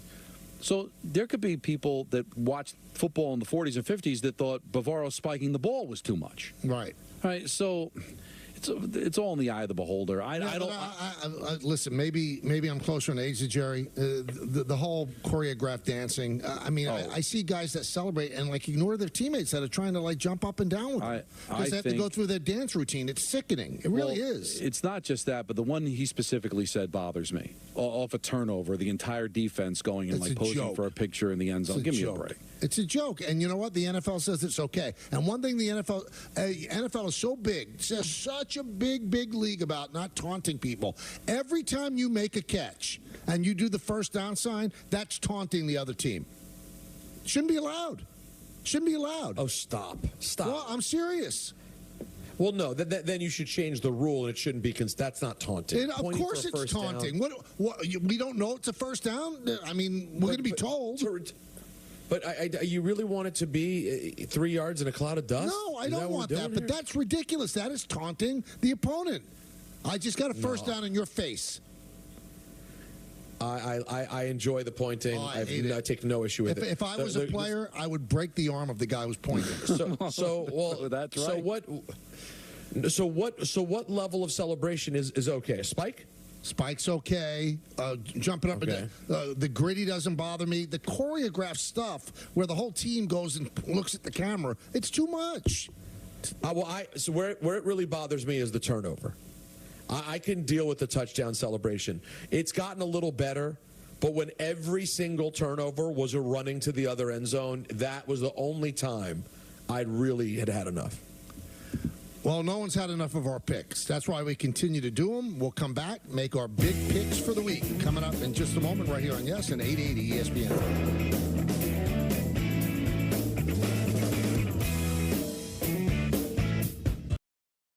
In New York, all that anyone is looking for is a chance.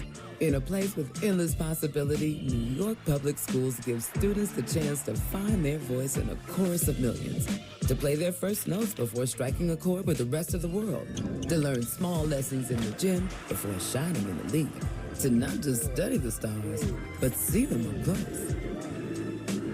And every time you take a chance on the New York Lottery, our schools win.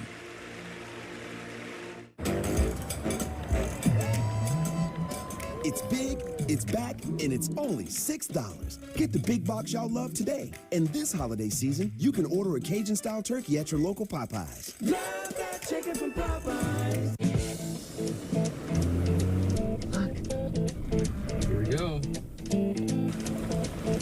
They're following us. This is awesome.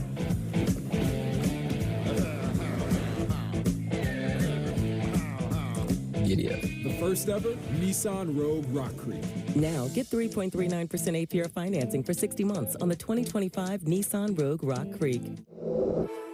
Everywhere but the seat. The seat is leather. Alan, we get it. You love your bike. We do too. That's why we're America's #1 motorcycle insurer. But do you have to wedge it into everything? This reminds me of my bike. Look how the brushstrokes follow the line on the gas tank. I had no idea this was a motorcycle exhibit.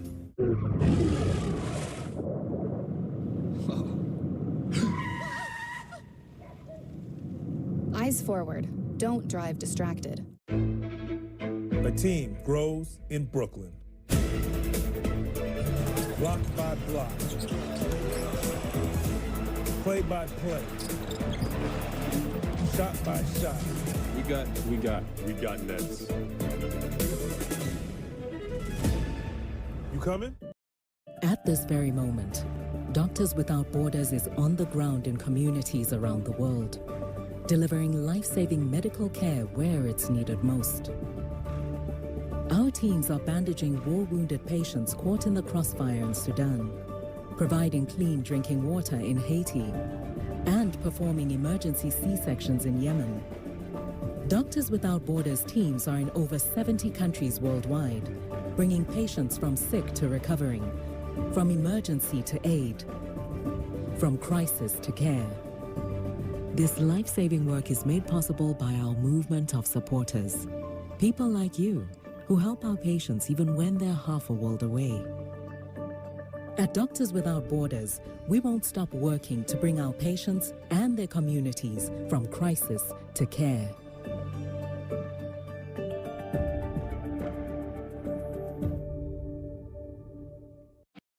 Any NBA play can inspire your next hunch. And with 3 months of NBA League Pass from FanDuel, you're about to get a whole lot more inspiration.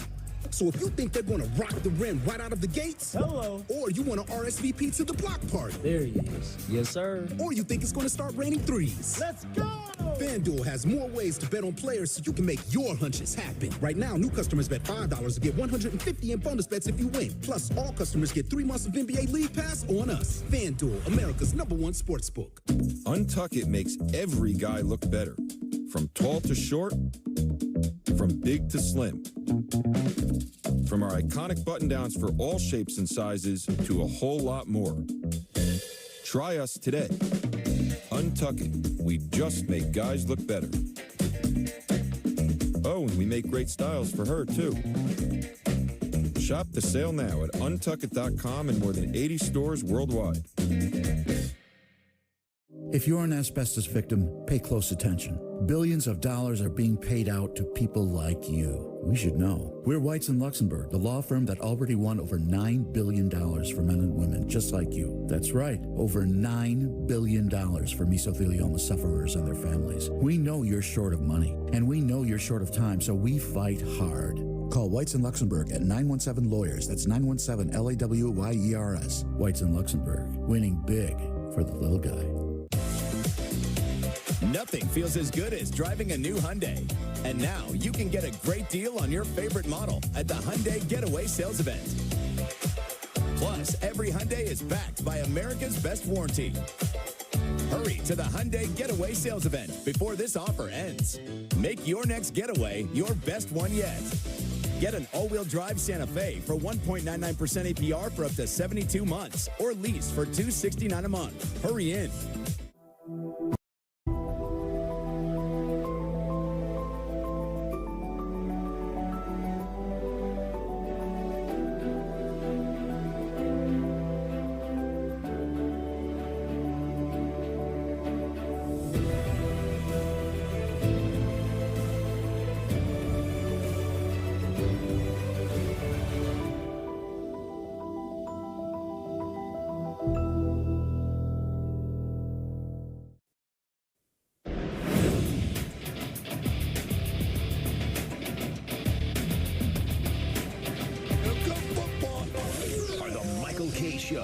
Pro picks. Three. All right, so I had a bad week last week. Don and Peter had a good week, so we start with Don with his picks. Well, I'm going to go right at the Steelers-Commanders game and all the reasons that we gave earlier. Pittsburgh coming off a bye. Pittsburgh, whenever they're an underdog. I know the game's in Washington, and I do respect the Commanders. Peter knows that. But I do think that there's going to be losses ahead, and I think it'll be the Steelers that will be the underdog here, cover the 2.5. That's my 1-point play.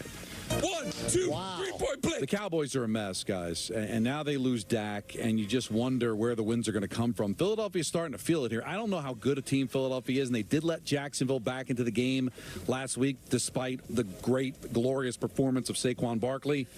But Philadelphia is going to smell blood in the water. Doesn't matter that it's in Dallas. It's a Zoftic number at 7. But I like the Eagles to cover the 7 on the road in Dallas, a shorthanded Dallas team, as my 2-point play. And since you got the 3-pointer yesterday, that's all you need. And before I forget, guys, Boone did get back to me early today. Rams -1 against the Dolphins. Dolphins swimming in the pool emoji.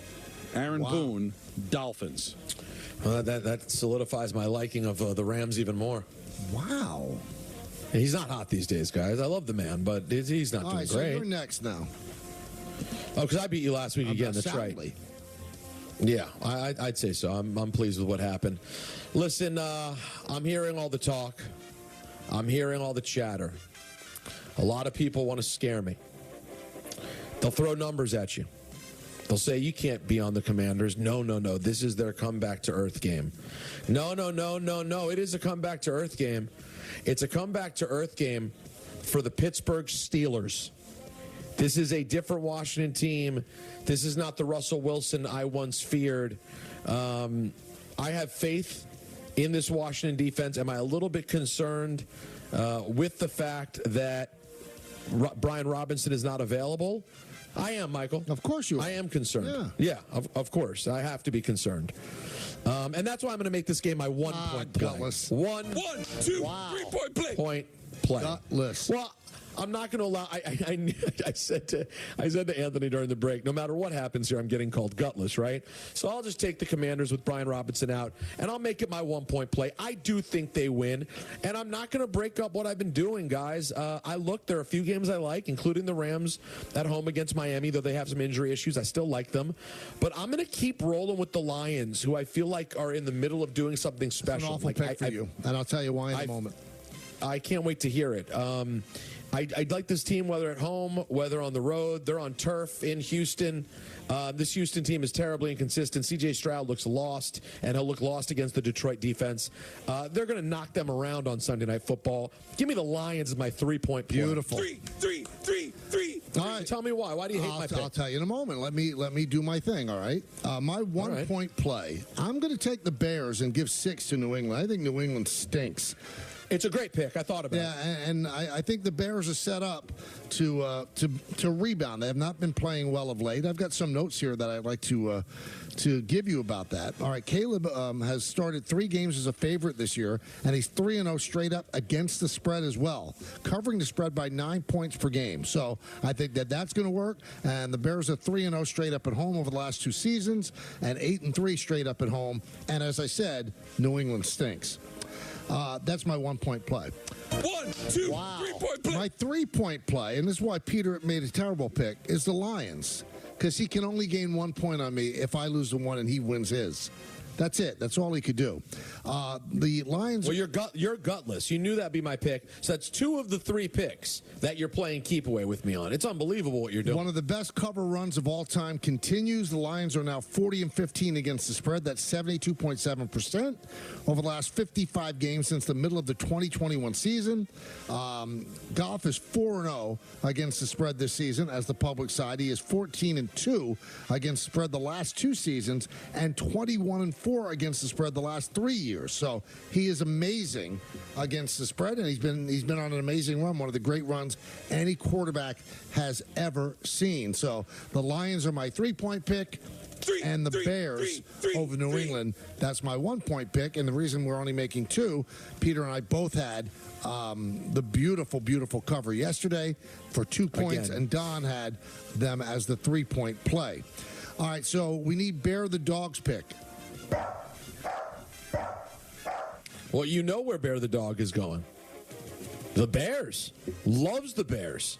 Just talked to me earlier, right after the time he took a dump in my living room. He said I love the Bears to cover against the Patriots. He's a big history buff, so the whole rematch thing, the fridge, he's into it. Isn't Bear like 12?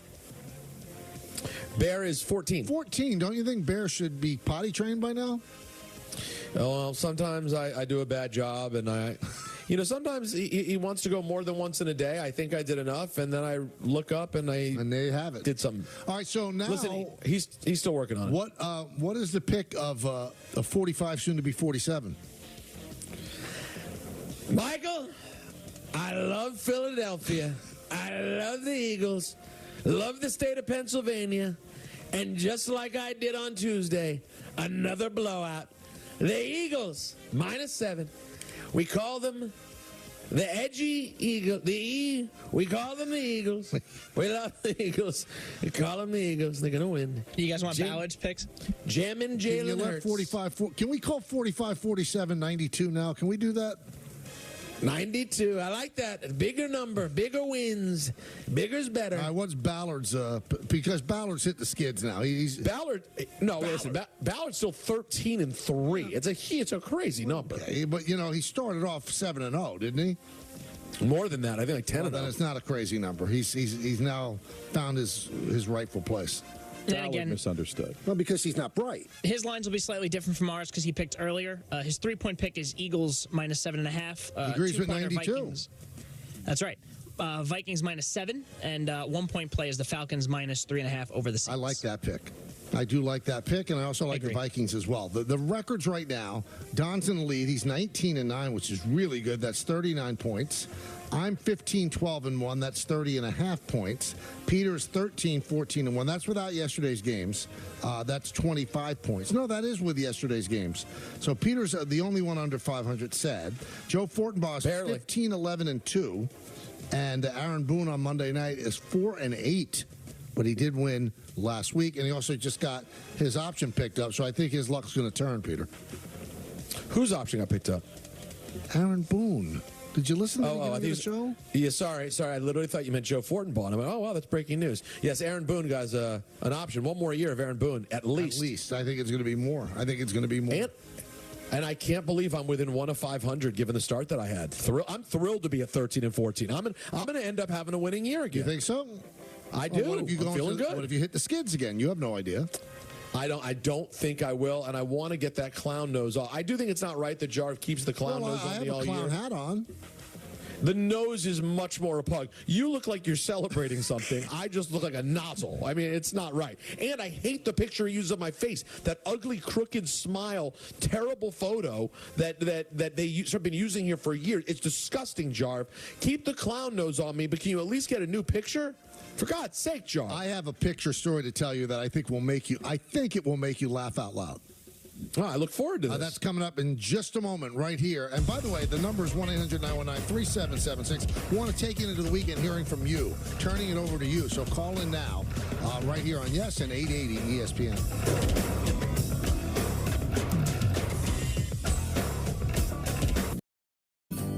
Dear unbreakable spirit, when the terrain is gnarly, you steady us. When obstacles are ahead, you lift us.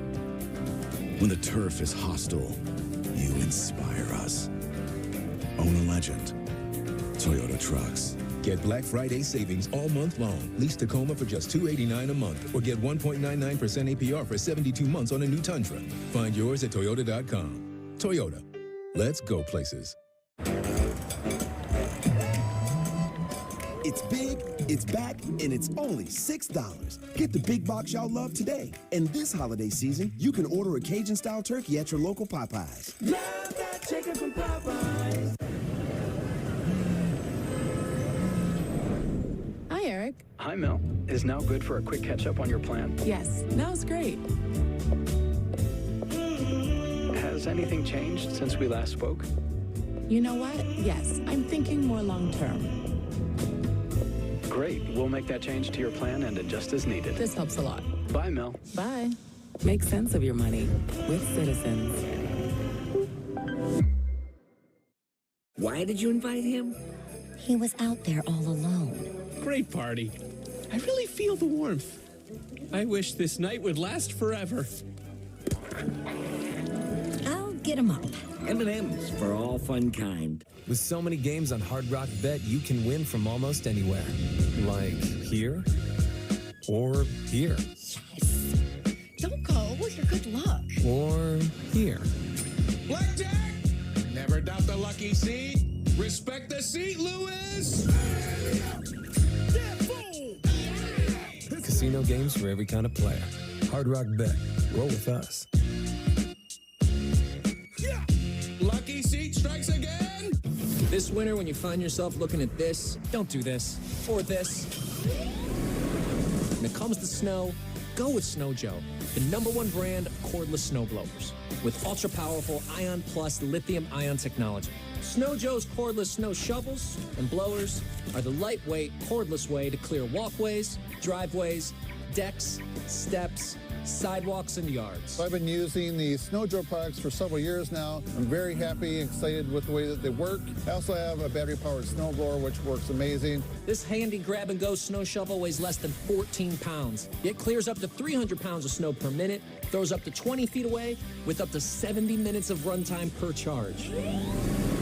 Got a bigger clearing job to handle? Forget about gas. Cut the cord and go with Joe. This 48-volt Snow Joe cordless blower clears over 10 tons of snow in 30 minutes on a single charge, about the weight of 5 pickup trucks. You only get that kind of power with Snow Joe's exclusive 24-volt Ion Plus battery technology with EcoSharp power management, driving a heavy-duty rubber-tipped steel blade auger that shreds snow without scratching the pavement and with 0 emissions. Best of all, it starts like this. Listen to how quiet it is. After years of shoveling snow with a traditional manual shovel, my search led me to Snow Joe's cordless battery-operated snowblowers. Ended up being one of the absolute best purchases that I have ever made. Both me and my lower back, thank you. Call now to order your Snow Joe today with prices starting at just $199.99. Or go online to snowjoeontv.com and pay as low as $19 a month. Order now and get 2 free gifts, a premium 3-year warranty, plus free shipping. A total savings of over $100. Call 1-800-238-3495 or go online to snowjoeontv.com. Your attention, please, ladies and gentlemen. You're watching Yes. What if you went to your secret hiding place and found this? All drug use comes with risk. Before those risks become real, know that you can quit. For help with drug use, call 1-800-662-HELP for free and confidential information and treatment referral. Or go to samhsa.gov/know-the-risks.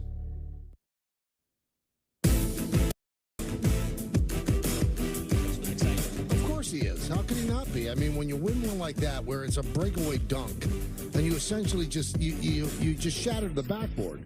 You pulled the Dawkins. You pulled the Shaquille O'Neal. That's what that was. But still, I did win the week. 3 for me, 1 for Dom, 1 for Peter. But the Peter one, very, very strong. Very, very strong. 1-800-919-3776. Well, it was very good. Thank you. No, you deserved it. No, thank you. All right, so my quick picture story. Okay. So we're thinking about taking a trip after Christmas. And as Jody is like examining where we might go, I looked at my passport and I said, oh, it actually expires January 5th of 2025. Okay. So we're okay, but I mean, it is pushing it. Like what happens if you have a massive heart attack wherever we are, and then I come home on the 8th rather than the 2nd, I won't be able to get back. That's how I think. So I said, I've got to renew my passport. So I filled out the forms, and I was going to go to the local post office, and I remembered that in my desk drawer, I have... Your desk what? Drawer. Okay. I can't say the word. I'm sorry. Thanks for making No, you're doing the best you can. And I said, I remember I have a passport-like photo in there. But little did I know, I did have that photo, but it is, when you take a passport photo, they give you 2. So the photo on my passport from 10 years ago is the exact photo that I handed in. So the young lady who is processing this at the post office, she couldn't have been nicer. And she looks at the passport photo, and then she looks at the photo I gave her. She goes, "It's unbelievable." I said, "What is?" She goes, "You haven't aged a day in 10 years." Wow. And I said, "Yeah, I've got really good genes." She said, "I've never seen anything like it." And the picture on the passport is the exact one that I gave her. And she just thought that I took another picture with the exact same smile and pose. I just thought that was pretty funny. Mike, did you still let it make you feel good? No, because I knew it was based totally on it was fraudulent. It was fugazi. Yeah, you knew it was fraudulent. You couldn't even accept the compliment. No. I mean, I did performatively, so she didn't say you got to go take another picture because that could have taken a while. So I just said, "Oh, thank you so much. I have good genes. I'm lucky." Now I hope that it doesn't get flagged at passport office and go, wait a minute. This is the same picture. Well, would that get flagged? Is that a problem? I don't know. I mean, I don't look that different other than, like, my hair's grayer. I still have those same rugged good looks, you know? Yeah, honestly, I think you'll be fine. I hope. I really do. And I paid the expedited price for a passport, $190. What a racket. Are you... What a racket. What a racket. Are you getting the Fakakta real ID? What is that? It's like the new thing, the new license you need to get if you want to be able to travel with your driver's license. Otherwise, you're going to have to travel domestically with your passport. To which I'll probably just travel with my passport. Well, where do you get this super ID? It's like DMV. But you can't just renew. I believe the way you can just renew online for your license. I believe for the real ID, it requires a DMV trip, I believe. Do you have to take another driver's test? No. Just going in again. You know, and that solves the problem that we were talking about on Tuesday about voter ID. You know, it's unfair to people that don't drive car. Well, now everybody's got to have this ID, right?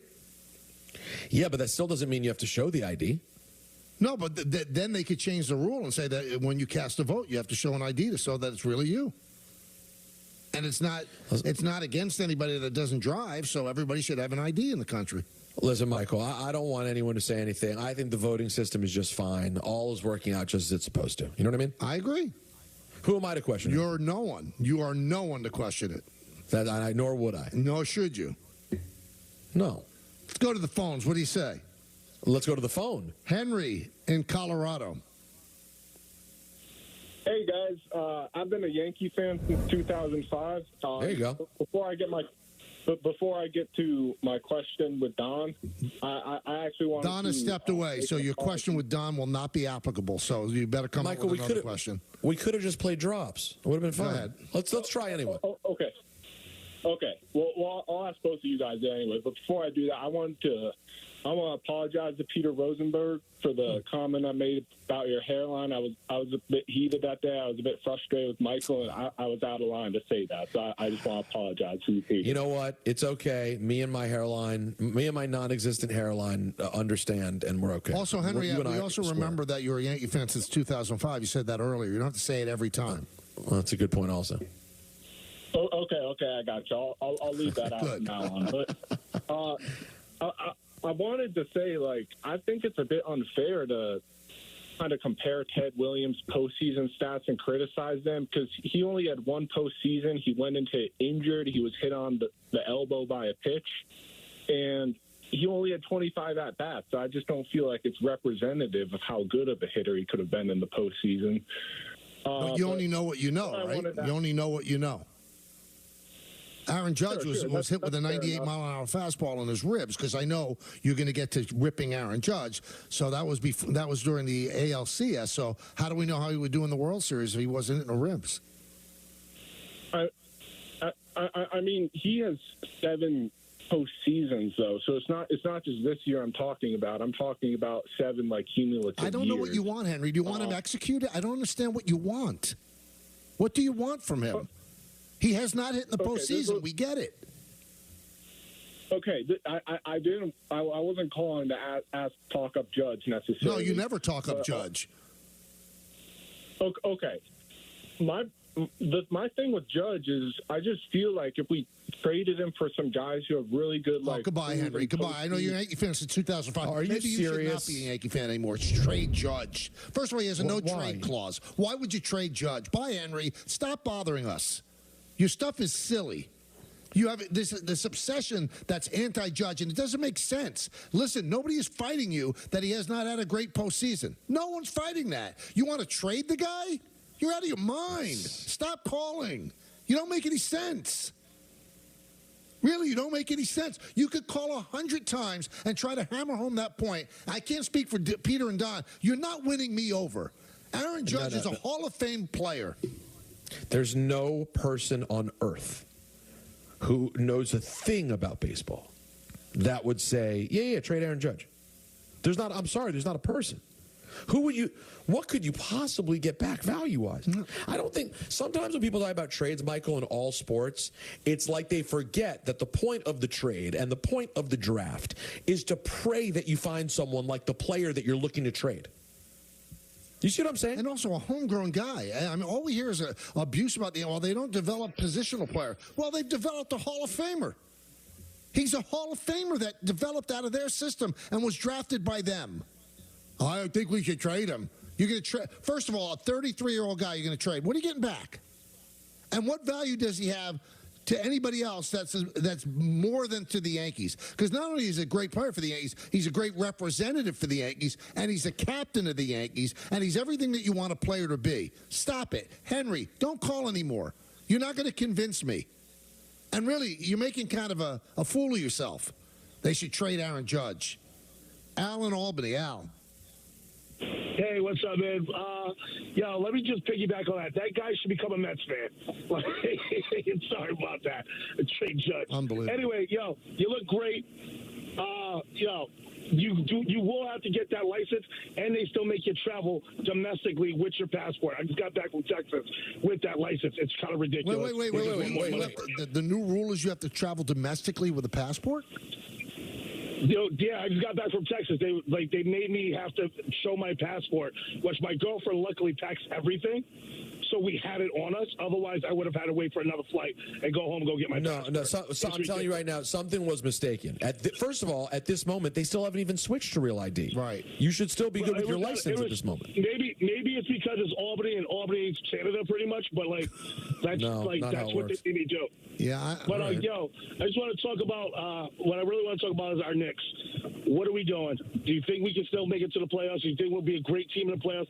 Can we beat Boston? Or do we just got to figure it out? What's going on with us? Well, I mean, it's only 7 games, Al. They're going to be fun. They're integrating 2 players into their starting 5. You didn't think it was going to be immediate. I mean, the Miami Heat were 9-8 the first year of LeBron.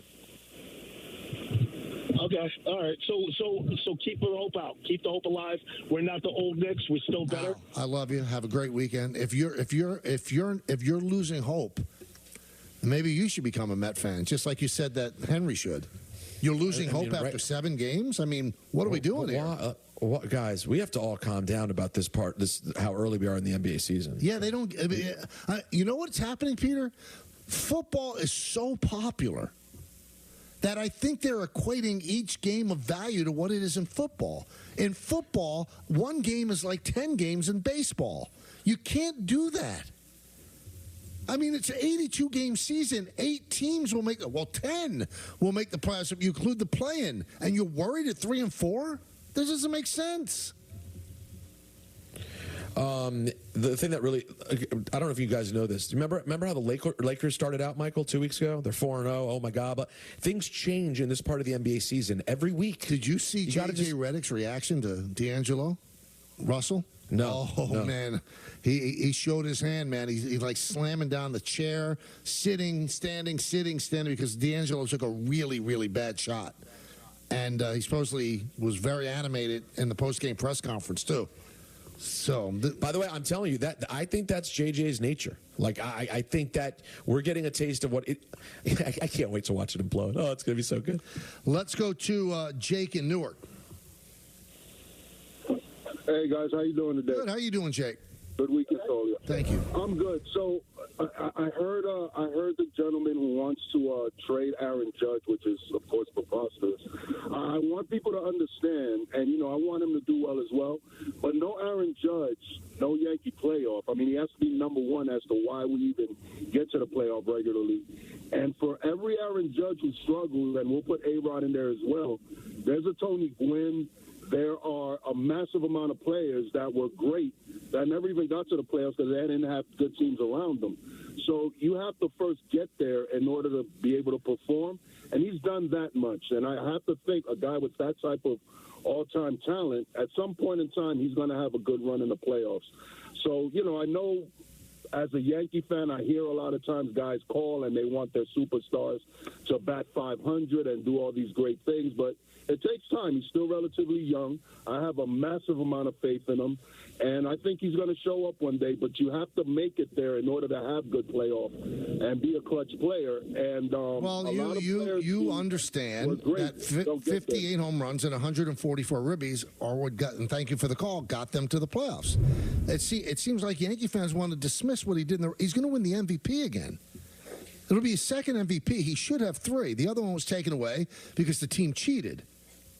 Now, whether or not Altuve did or not, he should have been the MVP that year.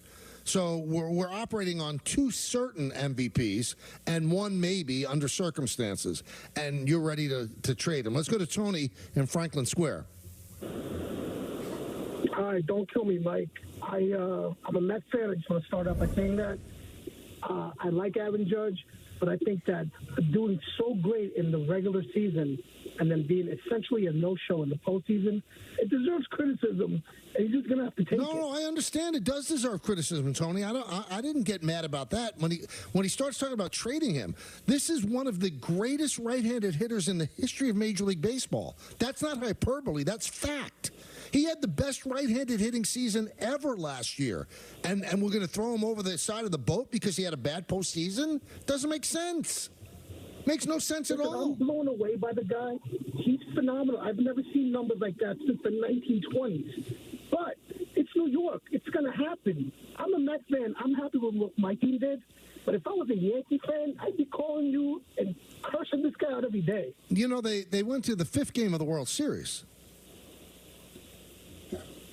I know, but they had no business being there. What do you mean they had no business being there? How? I think they had an easy ride. I think the Mets, if they would have beat the Dodgers somehow, they would have probably swept the Yankees. Oh, please. All right. Have a great weekend, Tony. Thank you so much. What's happening here to close the week? Why are we doing this, Peter? They beat everybody that was put in front of them. They had the best record in the league. They shouldn't have made it. What's wrong with people? I don't get it. They shouldn't have made it. They earned their way there. The 2 teams that I was a little concerned about, the Astros and the Orioles, you know what? They got knocked off. That's not the Yankees' fault. And then the Yankees beat the Royals like they should have, and they beat the Guardians like they should have. And don't forget, they had the best record in the American League. They didn't get in as a wild card and get hot at the last moment. They had the best record in the American League and home field advantage throughout. So stop yourselves. All you haters, it's just tired.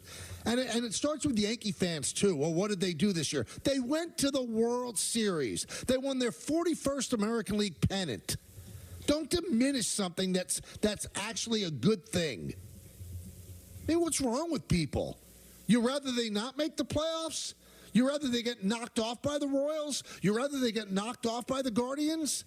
They made the World Series. And you could make the point that maybe they should have been in L.A. playing Game 6 and Game 7, up 3-2. They should have won Game 1, and they certainly should have won Game 5. Their sloppiness got in the way in Game 5. A decision to bring in Nestor Cortez got in the way in Game 1. So when people tell me the Dodgers are way better, and Don says that a lot too, I'm sorry, I push back. They're not way better. The Yankees are on the field with them and had an opportunity to win 2 games that they lost. They're not way better. That's why when people say, oh, the Yankees have to, completely tear it down and build, they were 3 wins away from winning a world championship, and you're telling me that they don't belong on the field with the Dodgers? And 2 of the games that they lost, they should have won. Yeah, are the Dodgers better? Yes, I do think they're better. I think there's more maneuverability with them. They're a little bit more athletic. But to say that they don't even belong on the field, you're being silly. Oh, and the Mets would have swept them. So let me get it straight, Tony. The Mets would have swept the Yankees in the World Series. Meanwhile, the Mets lost to the Dodgers in the NLCS. And then the Dodgers beat the Yankees. So if we do it in a mathematical equation, why would the Mets sweep the Yankees when the Dodgers beat them in 5 games? Does that make sense, Tony? Or are you just trolling? Michael, I don't know if you're aware of this, but a lot of people make bad decisions. They don't see things very clearly. And it's happened now with almost every phone call we've taken in this segment. People are out of their gourd. A friend of mine texted me along those lines, Peter. He said, trade Aaron Judge, Knicks are done. Back-to-back calls. Impressive. Come on. I'm not kidding around. You better get the most you can out of the invitation. Come on, people. I hope he's on this week. I need Dana Carvey this week. And I need a great Bill Burr this week. And I need Dana Carvey in my life. Now, I'm going to sound like an old man here. Well, usually do. Who's the MK guy? Who's the musical guest? I never heard of him. No idea. Who was it again? MK something. MK dot. It's a really weird name. Mick something. It's weird. So I never heard of him. So I don't have to feel that badly. No, Bill, musical guest MKG. Yeah. I maybe this makes me officially washed. See, and you're cool when it comes to music. I do not know MKG. I do not. No clue. Ebro is listening right now. I'm sure Ebro knows. He's listening. I'm sure from his Apple stuff he knows this MKG. I'm not familiar. Yeah, I don't know MKG. But I saw your girl, Michael, is in the teaser with Bill Burr. It's my screensaver. You love her. Sarah Sherman. She's the star of that cast. You are into Sarah Sherman. Why wouldn't you be?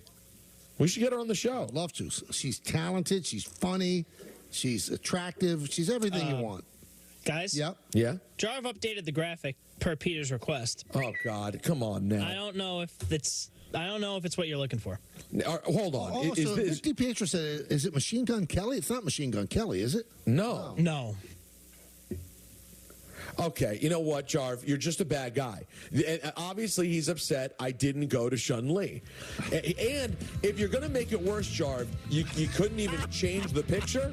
It's still the crooked picture? Oh, boy. Daniel Craig, take us home.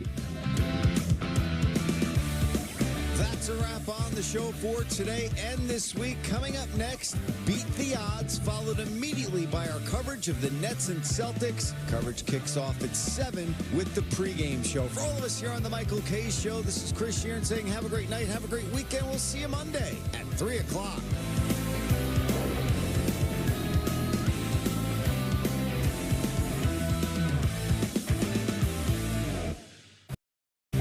The Michael K. Show on Yes is presented by Untuck It. Shirts designed to be worn untucked. Shop now at untuckit.com. Untuck It makes every guy look better. From tall to short, from big to slim. From our iconic button-downs for all shapes and sizes to a whole lot more. Try us today. Untuck It. We just make guys look better. Oh, and we make great styles for her, too. Shop the sale now at untuckit.com and more than 80 stores worldwide.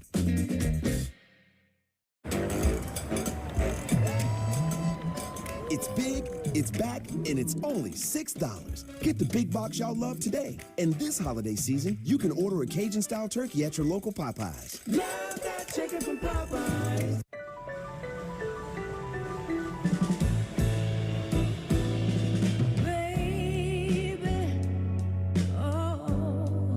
Can't you make up your mind? Oh, 'cause it's so far away. Am I just wasting my time? Yeah. I'm Naheem Hines. I support the Muscular Dystrophy Association because they help my mom and kids like Ethan. Thanks to the Muscular Dystrophy Association and people like you, I have more hope than ever before. Join us and learn more at mda.org today.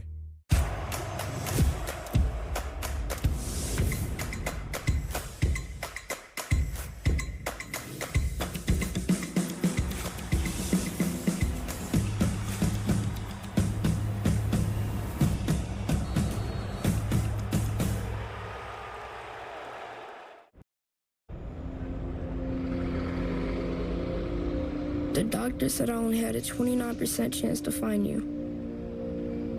But I knew you were out there.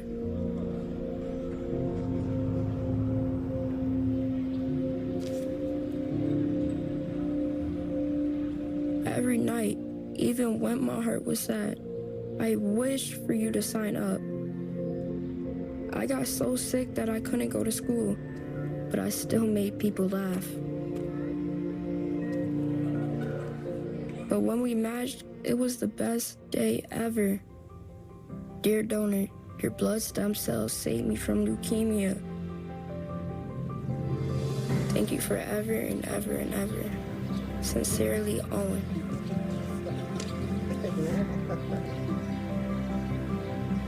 Experience the true joy of saving a life at nmdp.org. Well, if you want my 2 cents on interest rates, we got options. My 2 cents. This one's priced to sell. My 2 cents. My 2 cents. My 2 cents. My 2 cents. My 2 cents. Here's my 2 cents on planning for the future. Interest plus interest equals more interest. Come on, you can drink that. Hi, Joan. Perfect timing. I have a few questions. Of course. Let's look at your plan. If you're an asbestos victim, pay close attention. Billions of dollars are being paid out to people like you. We should know. We're Whites in Luxembourg, the law firm that already won over $9 billion for men and women just like you. That's right, over $9 billion for mesothelioma sufferers and their families. We know you're short of money, and we know you're short of time, so we fight hard. Call Whites in Luxembourg at 917-LAWYERS. That's 917-LAWY.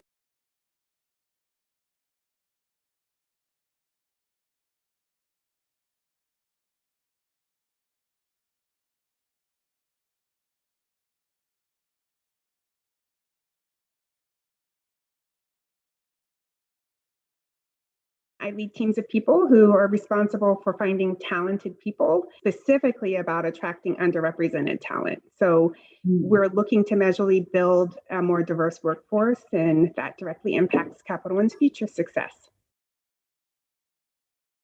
3-2 gutters. Here we go. Welcome to Week 10 of The Odds. The votes are in America, and Teddy has been named the sexiest sports handicapper in America. How about that? Our silver fox, smart and handsome. Jack is very jealous. Beat the Odds starts right now. From our Las Vegas studios, this is Beat the Odds, sponsored by Superbook at the Westgate Las Vegas Resort and Casino, and powered by Sports Grid. You don't like the word sexy? I don't. It makes me uncomfortable. Cringy? It's just cringy. It's like old and cringy. All right, well, then we're going to keep saying it. Welcome inside our sexy Las Vegas studio. I'm Dave Hall. And I'm Raya. Jono's cringing really hard. It's Week 10 already. This season is absolutely flying by, and for some teams, it just can't be over fast enough. Yeah, like our team here in Vegas, Jacksonville, Dallas. Big D's a big mess right now. Coming up on today's show, Teddy and Jack will talk Dallas and why their defense is really floundering right now, plus our player prop showdown and their best bets. And I'll have our weekly chat with Brandon Marshall about the 9 2-win teams and where they go from here. The guys from Sports Grid are here too. Hey, Vegas, we're excited to beat the odds with you guys once again. Coming up, Joe Lisi and I will look at a superstar performance from Saquon Barkley with a little bit of a letdown coming from Indy's Jonathan Taylor and what it means moving forward. So sit tight, and we'll join you in a bit. It's back out to the crew in Vegas. The crew with the sexiest sports handicapper in America. Right there. All right, it's right there. They took out the bikini contest. That's what beat me. So otherwise, I've been fine. Jackie, we're a distant 95th. Don't worry. Exactly. You're right there. I'll tell you, though, what's been also really, really nice and sexy for the general public are these favorites doing really, really well. I mean, straight up and against the number, right, Teddy? Sure. What do you got? 96 and 56 against the spread over the last, I think it's 6 weeks. So, yeah, the favorites have done very well. in recent weeks. But we talk about shockers and stunners. Certainly last week there were a good handful. How about this? 103-yard pick six. If you had Seattle plus 1.5, plus 2, and Geno throws, again, it's not 6 points this way, it's 6 points the other way. And then they blocked the punt, they had first and goal from the 5, didn't score on that drive either. Still went to overtime and decided not to kick the field goal. Tough if you had Seattle plus the points last week. And of course, I'm going to call this as bad as it gets when it comes to bad beats. Tua over passing yards. He was sitting at 254 yards with 5 seconds left. The total is 243.5. You can't possibly lose this bet unless you throw a pass and then they throw another pass and then Jalen Waddle runs 20 yards in the wrong direction. Tua's total stays under after being 11.5 yards over prior to the, I mean, as tough as it gets. Yeah, I'll tell you, the fact that we've had to dive into player props to get there shows what a good week it was. I mean, as far as having those bad beats, which we talk about every single week, we're now down to a pick six. By the way, I had the Los Angeles in that, so that was actually a good thing for me. It had Miami, didn't care about the whoop-de-woo at the end. But yeah, it wasn't as bad as normal, but yeah, those certainly would hurt. Is that the official term, the whoop-de-woo? It's called pitchy-pitchy-woo-woo. Okay. Honestly. Wow. Well, let's talk some stunners from last week. Pitchy, pitchy, woo-woo. How about Derek Carr? Derek Carr returns for New Orleans, and they're touchdown favorite to Carolina. They still lose the game, and the coach gets fired after. That's not a good week. And, of course, win but don't cover. Those are the most frustrating ones when you have the favorites. What do you had? KC did that versus Tampa. Tennessee versus New England. Philly versus Jacksonville. Buffalo against Miami. All win, no cover. Yeah, some of these coaches this time of year are on the clock. I mean, if they do not win or they have the wrong type of loss, they're going to be gone. And I'm sure we'll, over the next couple of weeks, take a look at how can we take advantage of that. Sometimes there is that first game interim coach bump that you'll get out of a team and or quarterback. And so we'll be able to hopefully take advantage of that going forward. Yeah, potentially. And, of course, one more thing to consider when we talk about Week 9 and what we just saw, some of the injuries, and they matter a lot from a point spread perspective. Let's talk about Dallas. We're taking Dak Prescott out of the equation and putting Cooper Rush in. 4 to 5 points minimum. Same thing with Jacksonville. We don't know yet if Trevor Lawrence is going to play. The difference between Trevor Lawrence and Mac Jones in a point spread, 4 to 5 points minimum. The running backs don't matter. Look, Christian McCaffrey expected back this week for San Fran.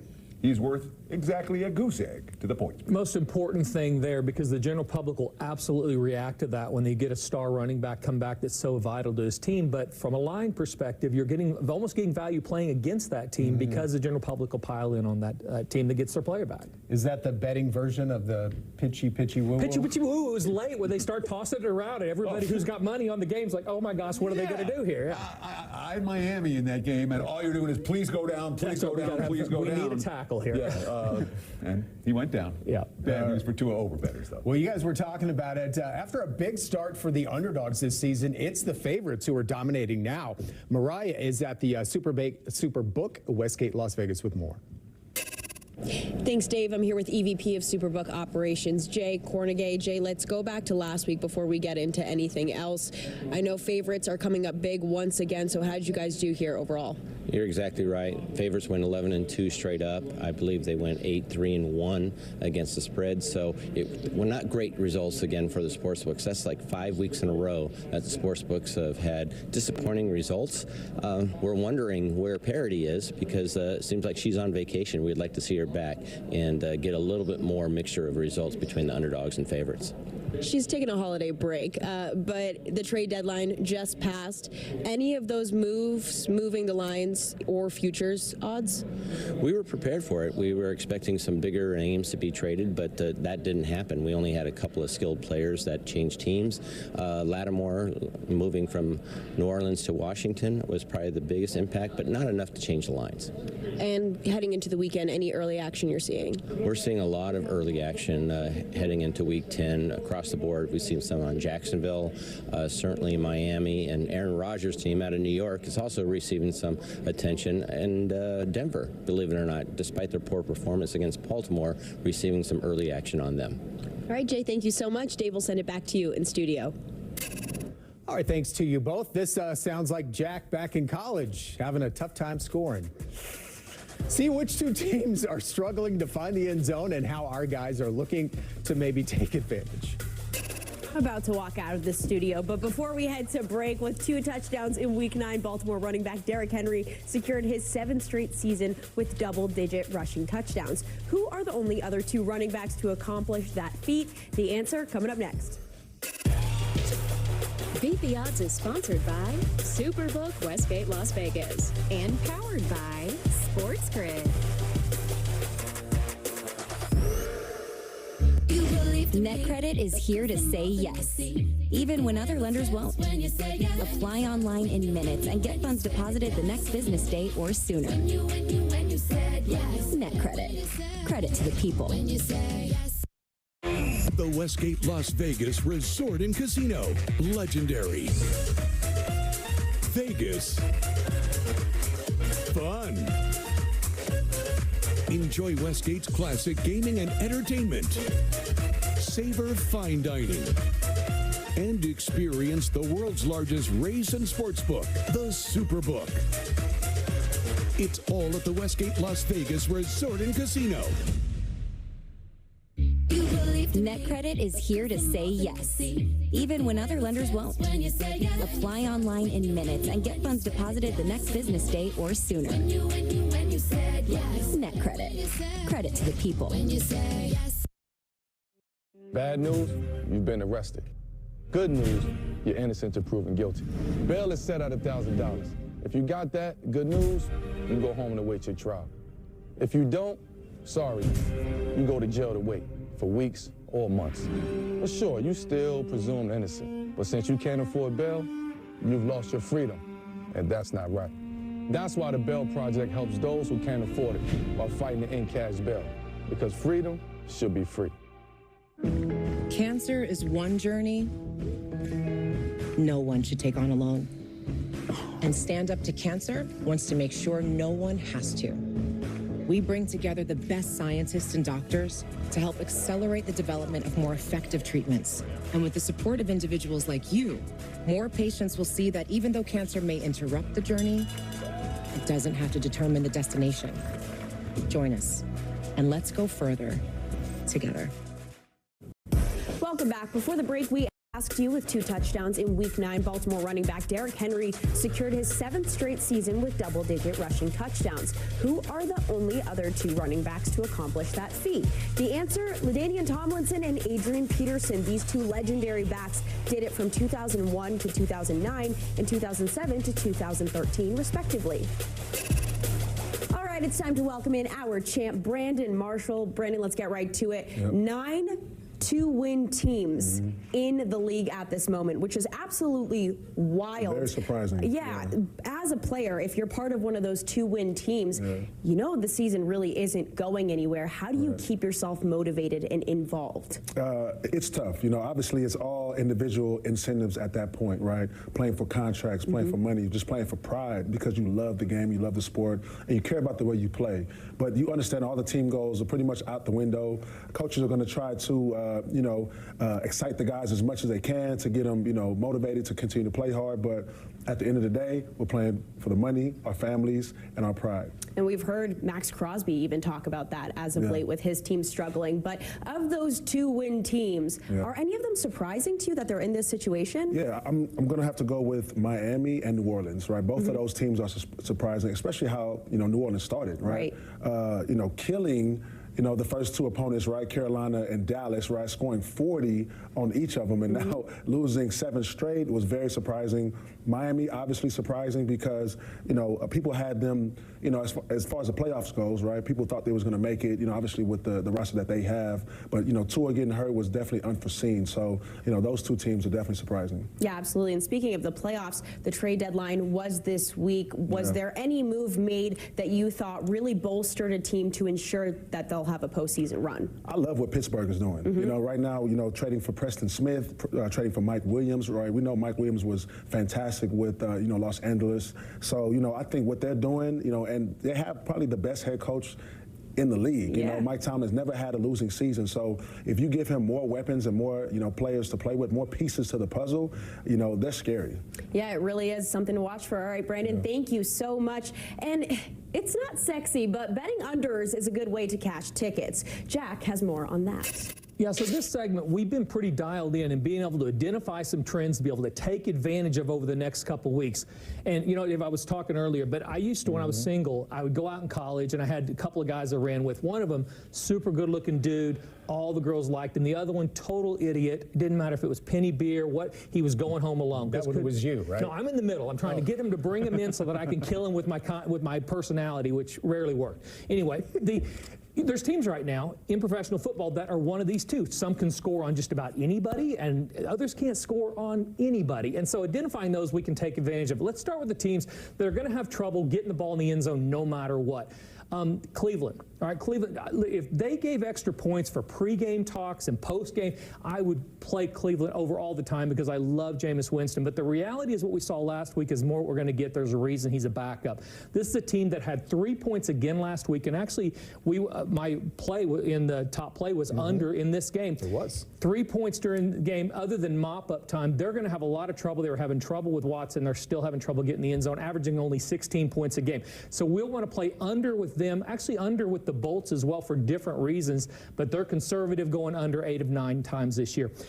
The team that's scoring against just about anybody might surprise teams. It is also Baltimore, but this Tampa Bay team, even with the injuries at receiver, they're getting it done and getting the ball in the end zone. Baker Mayfield having a career year, 30 points per game on the year, and they're going inside out now, throwing it to Ottenell off their tight end and running the ball more effectively. So let's look to play them over the next couple weeks.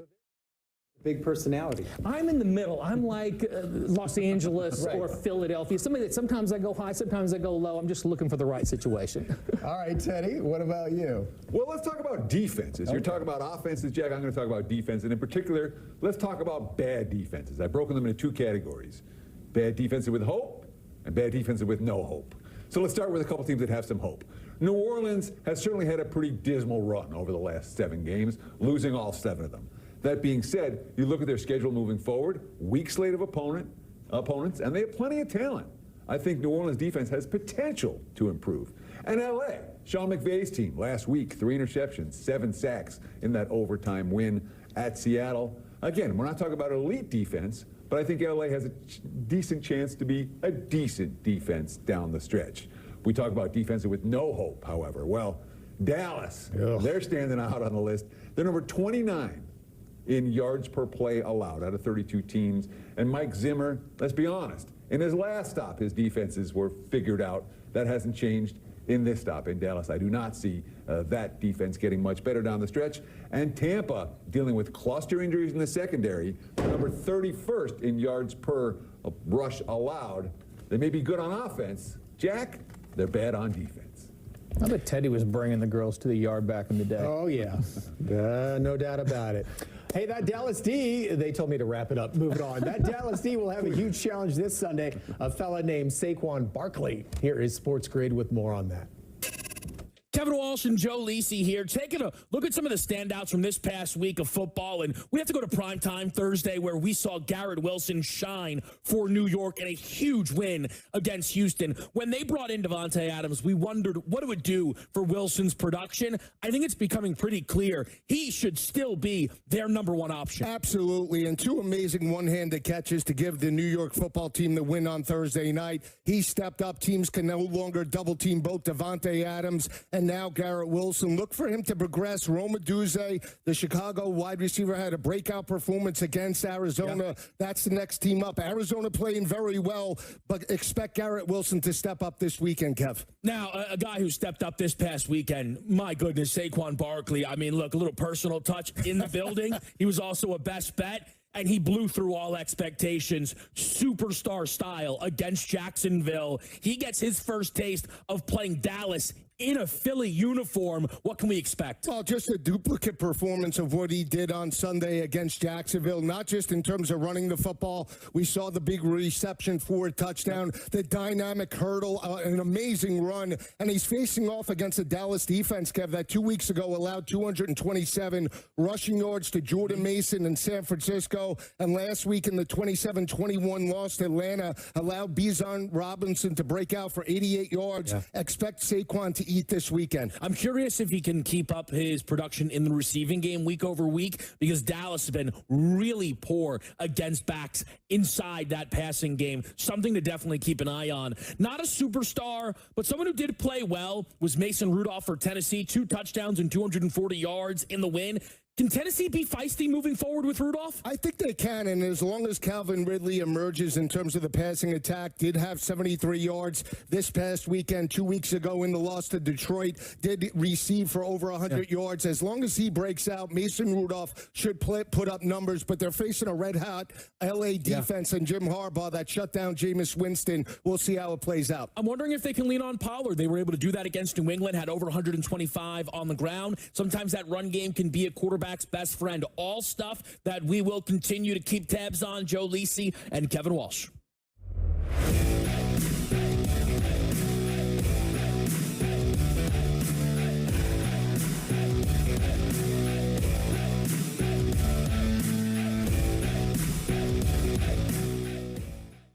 The Westgate Las Vegas Resort and Casino and the world's largest race and sports book, the Superbook.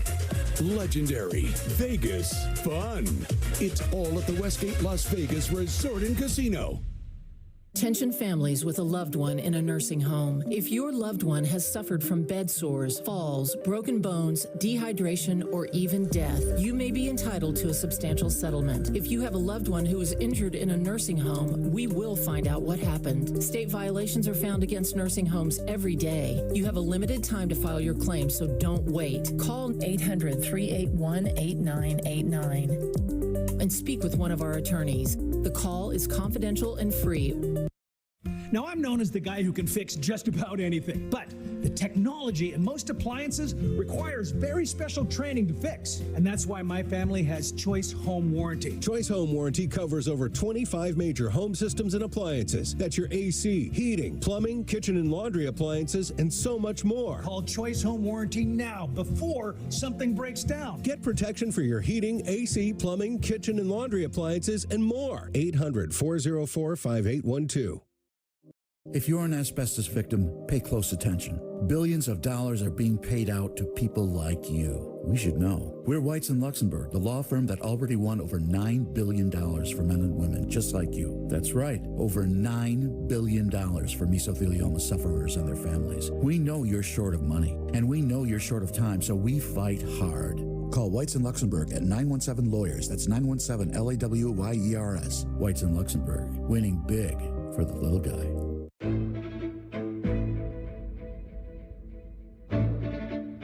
A team grows in Brooklyn.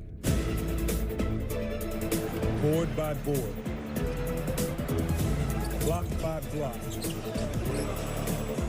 Play by play. Shot by shot. We got Nets.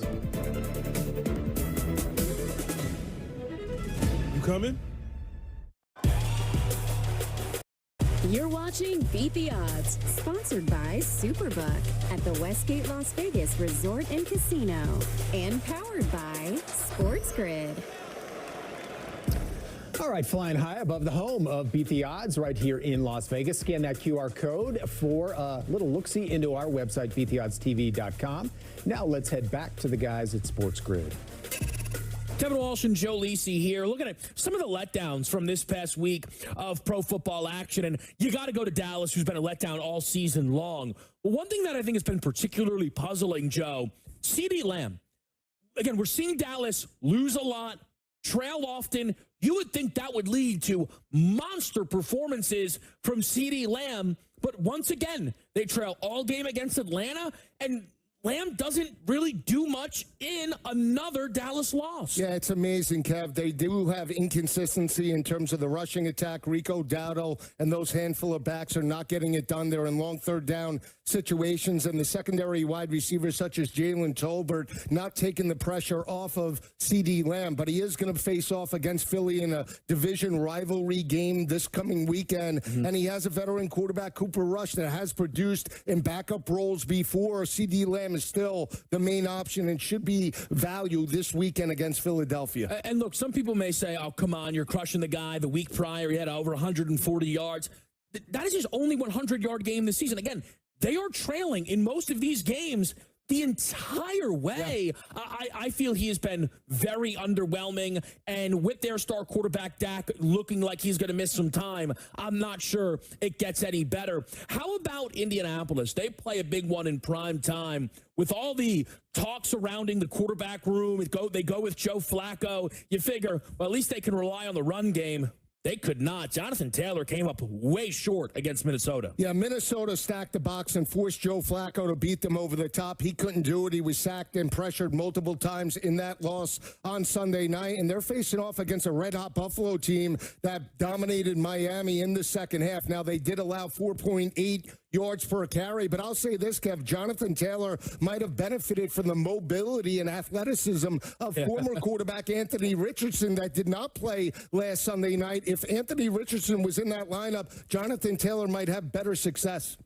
No disagreements here, Joe. None here. Speaking of a mobile quarterback, Kyler Murray didn't do a lot, but Arizona was successful. Just kind of a speed bump there for him? Yeah, with defensive effort against Chicago. They held Chicago to 3 field goals and 9 points. They've won 3 straight. Kyler Murray will bounce back. Arizona is starting to look like a real playoff contender in that conference. We'll keep our eyes peeled. All right, one has brains, the other has, what do you have, Jack? Just domination. All right, it's our player prop showdown. Today you guys are debating Travis Kelce. Yeah, this show's so flattering for me. We got to talk about Travis Kelce under 56.5 receiving yards this week. It's an inflated number. He had 14 catches on Monday night. So what does that mean? Short week, inflated number. And I just talked about how Tampa's defense is bad. The defense this week, a lot better. And, of course, he's 35 years old. He's no spring chicken, 28 catches the last couple weeks. I think that there are issues there. 2 meetings last year, KC combined 28 points. So it's not like their offense worked against Denver. And Denver defense in top 5 in yards per pass attempt allowed. We'll take Kelce under. Yeah, I was at one of those games last year. It was very, very cold. Nobody was catching the ball. Clearly, either Taylor Swift emailed the coach and said, let's get the ball to Travis some more. Or they just decided that we're going to work inside out. We need to get him the ball. Shuttle passes in the middle. We're going to make him part of our running game, which is what's happened. Lots of touches will be more yards. I'll take over the total. DeAndre Hopkins also opening up the field. Thank you, Dave, so much for having me. Right. What a guy. Can Aaron Rodgers put together a win streak? Can Chicago cover a big point spread? Best bets with these two are next. NetCredit is here to say yes, even when other lenders won't. Apply online in minutes and get funds deposited the next business day or sooner. NetCredit. Credit to the people. Attention families with a loved one in a nursing home. If your loved one has suffered from bed sores, falls, broken bones, dehydration, or even death, you may be entitled to a substantial settlement. If you have a loved one who is injured in a nursing home, we will find out what happened. State violations are found against nursing homes every day. You have a limited time to file your claim, so don't wait. Call 800-381-8989 and speak with one of our attorneys. The call is confidential and free. NetCredit is here to say yes, even when other lenders won't. Apply online in minutes and get funds deposited the next business day or sooner. NetCredit. Credit to the people. Do you spend hours maintaining your gutters? Save that time with LeafGuard's maintenance-free system. Call 1-833-2-GUTTERS. Mesh filters sit on top of your gutters, building up debris and eventually clogging. Then they need to be cleaned too. Honestly, your home should have been built with LeafGuard gutters. LeafGuard's wraparound hood deflects debris and keeps water away from your home. The one-piece seamless system is strong, 20% thicker than average, and built to last. Plus, LeafGuard is guaranteed to never clog for as long as you own your home. Right now, get a complete LeafGuard system for only $99 down, $99 a month, and $99 installation. You'll also receive a $100 Visa gift card with a free gutter inspection and in-home estimate. Damage from clogged gutters can cost you thousands. Never worry about clogged gutters again. Don't wait, you've still got time. Call 1-833-2-GUTTERS today. That's 1-833-2-GUTTERS.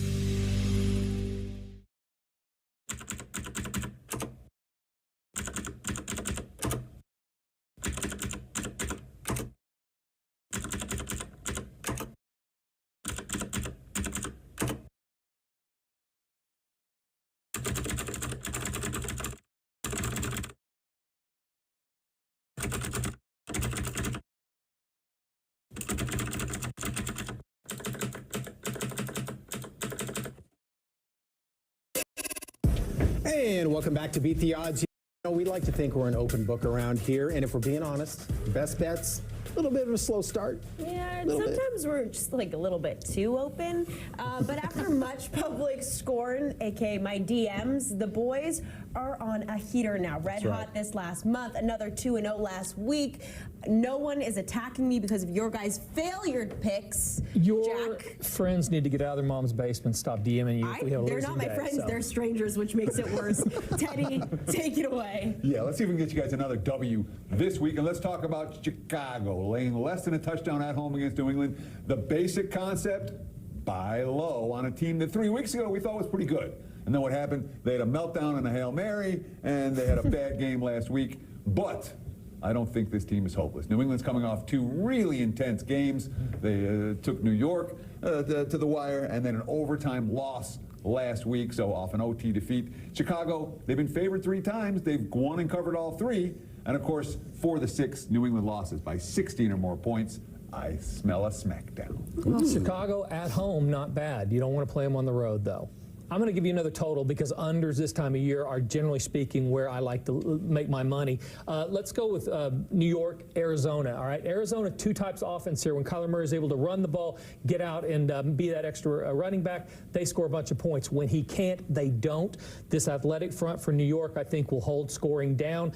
New York only averaging 20 points a game. Adams has been a little bit slow to get in their rhythm. Let's go under the total with Arizona and New York.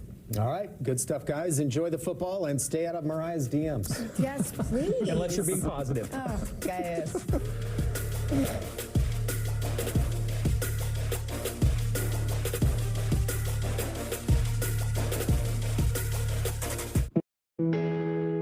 Cancer can be a challenging journey, one that no one should take on alone.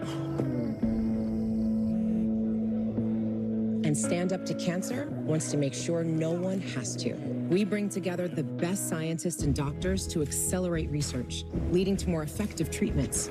With each new advancement, we're getting closer than ever to our mission of making every cancer patient cancer-free.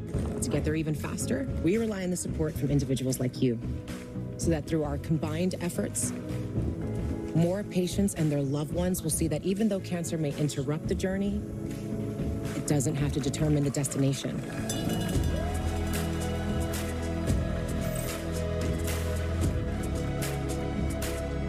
Let's go further.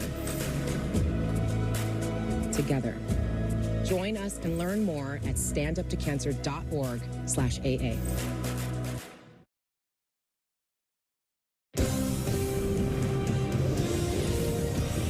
You are watching, yes, the Yankees Entertainment and Sports Network.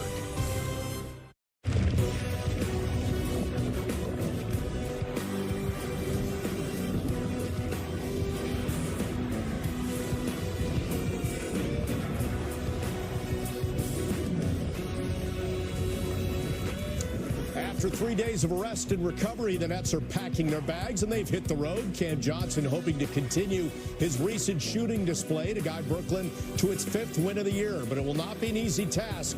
Standing in their way is Jason Tatum and the reigning NBA champions who look to carry on their dominance this season. Tonight, the Brooklyn Nets will take on the Boston Celtics at the TD Garden in Boston, Massachusetts. And it is great to have you with us on the FanDuel Nets pregame show. Bob Lorenz and Frank Isola with you. Nets have had a few days off, coming off a nice win against Memphis and showed a lot of grit, a lot of toughness, and that's something that maybe last year's team was missing, and so far they haven't. Yeah, I think you're absolutely right. They had a dud of a performance against Detroit, and we wondered how would they respond. They responded really well against a rested Memphis Grizzlies team, ended up beating them twice already this season, both games, and that's on the second night of a back-to-back. So give Jordy Fernandez a lot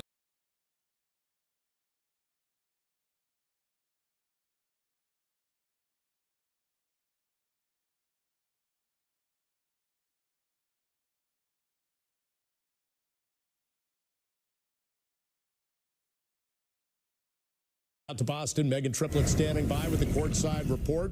So this is a team right now, this Nets team, that believes in itself, but also knows it has a really tough challenge tonight, taking on the Boston Celtics, who, by the way, might be stirred up a little bit after losing to Golden State in their last game. Yeah, hey, Bob, you're so right. When it comes to being in Boston, there's a lot of, tests that could be, today. When you think about the challenge, Jordy Fernandez said that he was looking forward to this road trip and looking forward to the team taking on this Boston Celtics group. They are the defending champs. We know this building can get loud. The fans are loud. These two teams that have a lot of history, and Jordy Fernandez said it's about seeing how this team kind of steps up on this court for the challenge and also how they respond to that challenge. And Dorian Finney-Smith said that this group is ready for tonight's game. Definitely a challenge. They the top two teams in the league coming up, so it's going to be a great test for our team to see where we at right now and see who we are as a team. So it's going to be fun. I know everybody ready. What are just some of the messages, the vibe of this 3-day off period, longest we've had so far in the season? Some of the things, I guess, the coaching staff's trying to reinforce. Well, they're telling us to take care of our bodies because, obviously we had a bunch of games in a short period of time. So, they want us to, first and foremost get our bodies back right and to realize how hard it's going to be to win these two games. First we got to take care of, one first, which is the Celtics. Just, how hard it is to go in there and to beat the champs. So, we're going to need everybody in the locker room and because, it's hard to play in there, too, as well. So it's going to be fun. And Bob, like Dorian Finney-Smith said, it's hard to play in this building. And this Nets group, a couple of the guys know a lot about that because when you think about the last time they played here at TD Garden, it was February 14th. It was Valentine's Day, and it did not end very well. It was a 50-point loss, and that was the second worst in Nets franchise history when it comes to that loss. But for these guys, as Dorian Finney-Smith said yesterday, it's a new team. It's a new group. A lot of those things that happened last year, it was a back-to-back last year, but you cannot think about that. But Dorian did say that he did talk about it with a few of the guys, but they have moved on, and for right now, they're focusing on this game here. And the good thing is they did have 3 days off to prepare for the Celtics group that has been playing very, very good offense. They shoot a lot of threes, and they're also very, very physical. So the word of the night is challenge and a test. Well, so far, too, we've seen Jordy with great work in terms of getting prepared for games and getting his guys prepared. So with that in mind, Megan, tell us who's in and who's out tonight for the Nets. Yes, Bob. So you know that going into this game, we had some guys who were going to be out. So we still are going to be without Trendon Watford. He's still dealing with that hamstring. And Jordy Fernandez said it's about the buildup, but also about the body and Trendon being able to play at the level that they want Trendon to play at. Day'Ron Sharpe is also still out. Jordy said yesterday that Day'Ron Sharpe has been in good spirits. He celebrated his birthday this week, but the recovery process is still going, and he's still on a timeline for that. Now, the team will be with Noah Clowney. Noah Clowney was listed as questionable due to an illness. He didn't practice yesterday, and he was a game-time decision, but he's been updated to available. And for tonight's game, it is a back-to-back, and it's the first game of a back-to-back. Ben Simmons and Nick Claxton are both available. So with those two guys both being available, it's a great test to kind of see how they play with those lineups. And so when it comes to the starter, we've been told that Nick Claxton will start and Ben Simmons will come off the bench. But as Jordy Fernandez said, he is open to trying out new different lineups, every single game. So we'll have to wait and kind of see how he plays those two guys alongside each other here tonight against the Boston Celtics. All right, we'll see if they log some minutes together. Now, you had to log some minutes because you had an off day in Boston yesterday. Let's get Triplets' take and what exactly you did once you hit the ground. Well, Bob, so I lived in Boston for about a year and a half in 2018, and I love this city. The great thing about where we stay, we're right by Newberry Street, and I did some shopping. And so that's what I did yesterday, and I woke up today to continue my shopping experience. There's so many great boutiques. The weather was great. It was chilly. It was windy. And last night when I got in, my favorite place to go to is Abe and Louie's. It is a great place. I love their steak. I got the ribeye cap this time. It was juicy. It was flavorful. And then always the green beans, always the mashed potatoes. Oh, you guys got my Instagram. Y'all are good. Yeah, I gotta was make sure I don't post anything crazy on there. I know. The plate's empty. That was before. That was before. So you see, I don't like to show people what I eat because they're always like making you eat a lot. And then also the chocolate chip skillet cookie. Oh my goodness. It was hot. It was like some chocolate. It was some ice cream. I had a great time. I had a great off day. The sun was out. And so I'm feeling good about everything here tonight. I had a chocolate chip cookie before pregame as well. So you know what? I feel good. So hopefully the guys are feeling good as well. Hey, you know what? And Frank Isola, I know you're jealous. I know Frank is mad and jealous about it that he didn't get a chance to eat some good food like that. Well, I did want to bring this up with Frank because she shopped till the day ended and stores closed, and then she wakes right up and goes shopping again. So you figure the only reason she stopped shopping was because the stores closed. And it's amazing. She'll tell us how old she is, but she acts very young because she's one of these people that can't go 5 minutes without taking a picture of something. She's even taking a picture of her plate before she eats the meal. Who does that? Hey, Take a picture of the food. I look good. I gotta show the people about how this looks. You know what? Like, I'm trying to be thankful. God I'm has talking about blessed the me. food. And We you wanted know, to see what the and food you looked know. like, not the plate. Maybe the okay. food Well, didn't last that long. No, I didn't post that. No, you didn't. Yeah. The food did not last long. The food did not last long. See, Bob now here's said the that, thing. not me. I will take a picture of myself.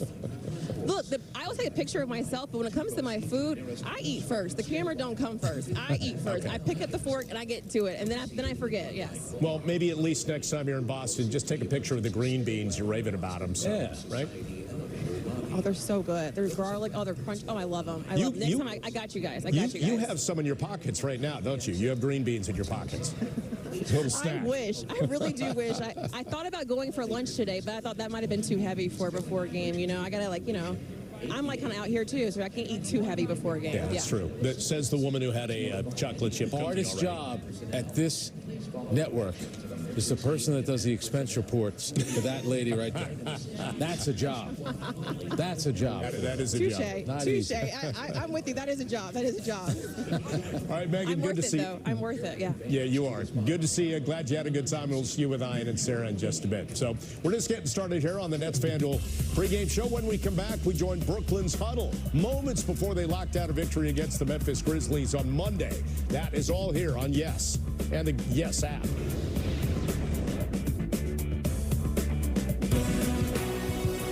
The Nets pregame show on Yes is presented by FanDuel. New customers can get $150 in bonus bets if your $5 bet wins. Download the FanDuel Sportsbook app today. Every purchase has a point with the JetBlue Plus card. Even a novelty mug like me.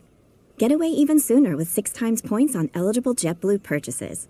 Card members also enjoy a free checked bag. Jet better with the JetBlue Plus card. Thanks. What'd you get? Oh, I got another double shot, double cream, double froth, double pump, double whip, double hot, double calf, double sweet. Hey, did you know that Discover doubles your cash back at the end of the first year? You are cut off. You earn, we match. Debbie. Unlimited cashback match. When your cat's a me, then your dog is too. And it's hard to know what's fake or true. Just raise a glass with a friend or two. You tell them more, tell them more, tell them more, do. When the online trends keep getting worse. And you lost your keys in the metaverse. Now your right swipe just went left on you. You tell them more, tell them more, tell them more, do. It's a crazy world, so what do you do? You tell them more, tell them more, tell them more, do. Make me go loco, loco. Make me go loco. Make me go loco.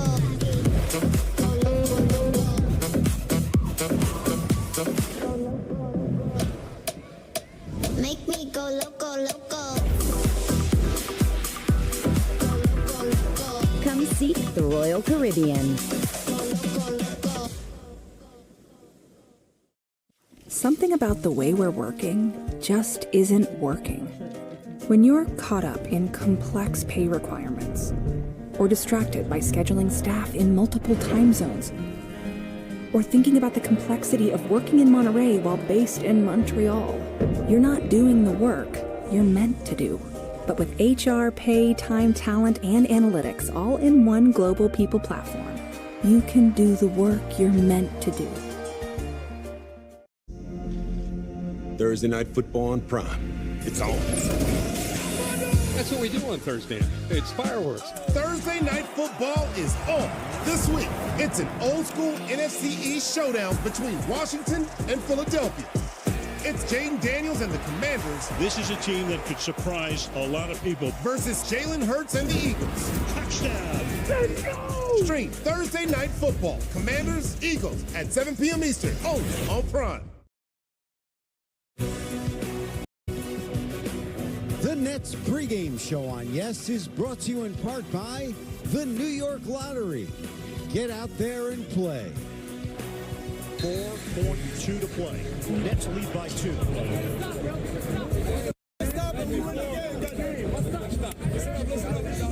The coaches did a great job showing us the play in the timeout.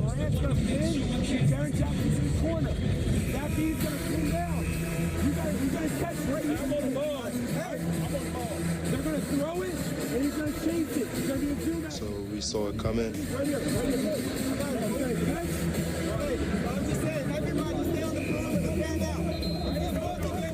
Nets lead by 2. Aldama looking. Toss it out. Morant. 2 seconds. Aldama throws it up at the horn. No good. The Nets hold on and sweep the Grizzlies. Big time play, big time win. Gritty.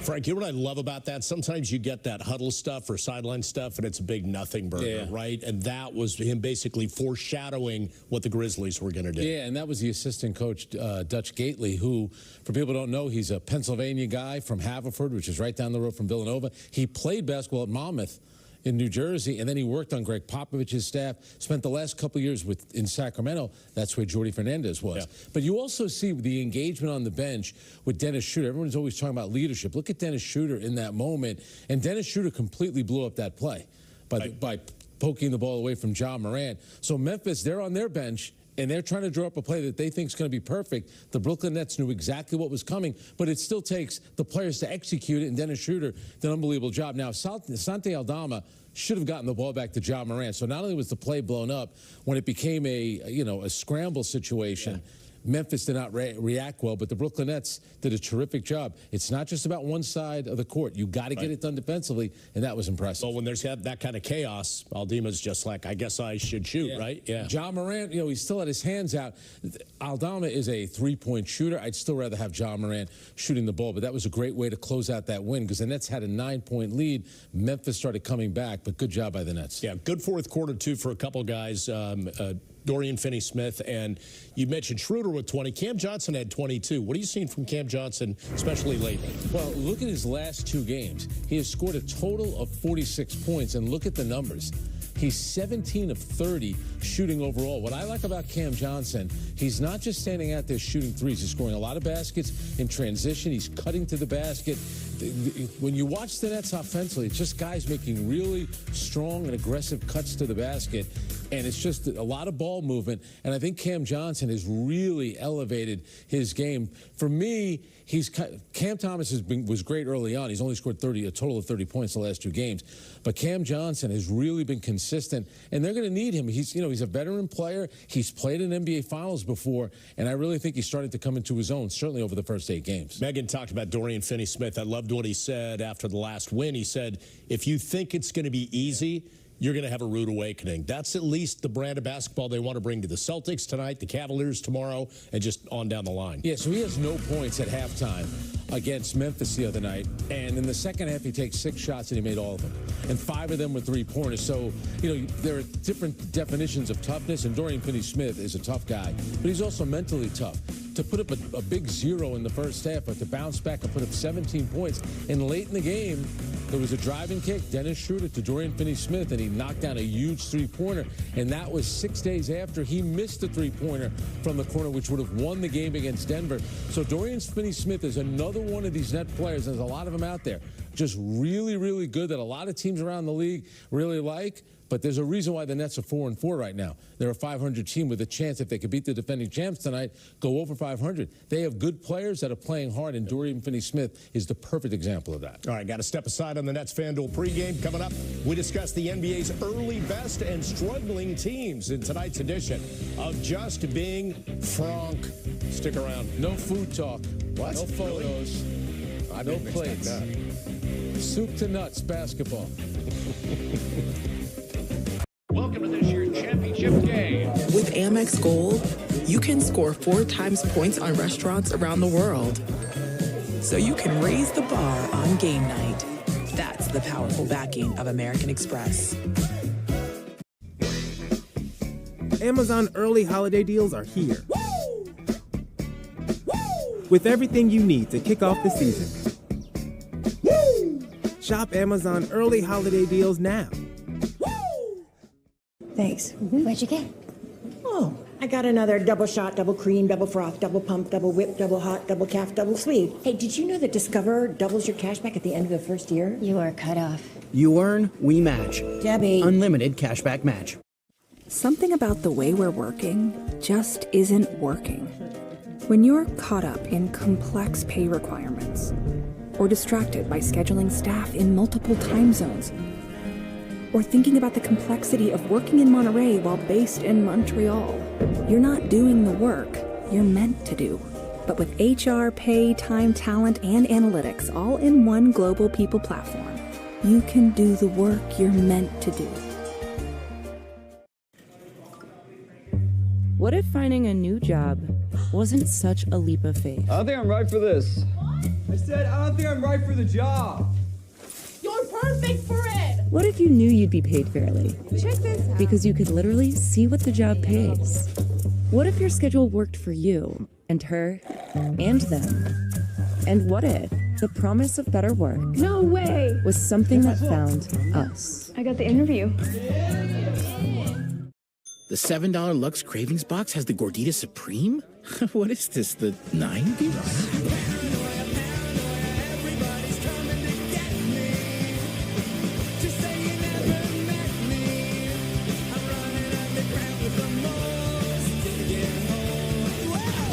This flashback is off the hook. The 90s Gordita Supreme is back in the $7 Lux Cravings box. Relive the decades, only at Taco Bell. Booyah!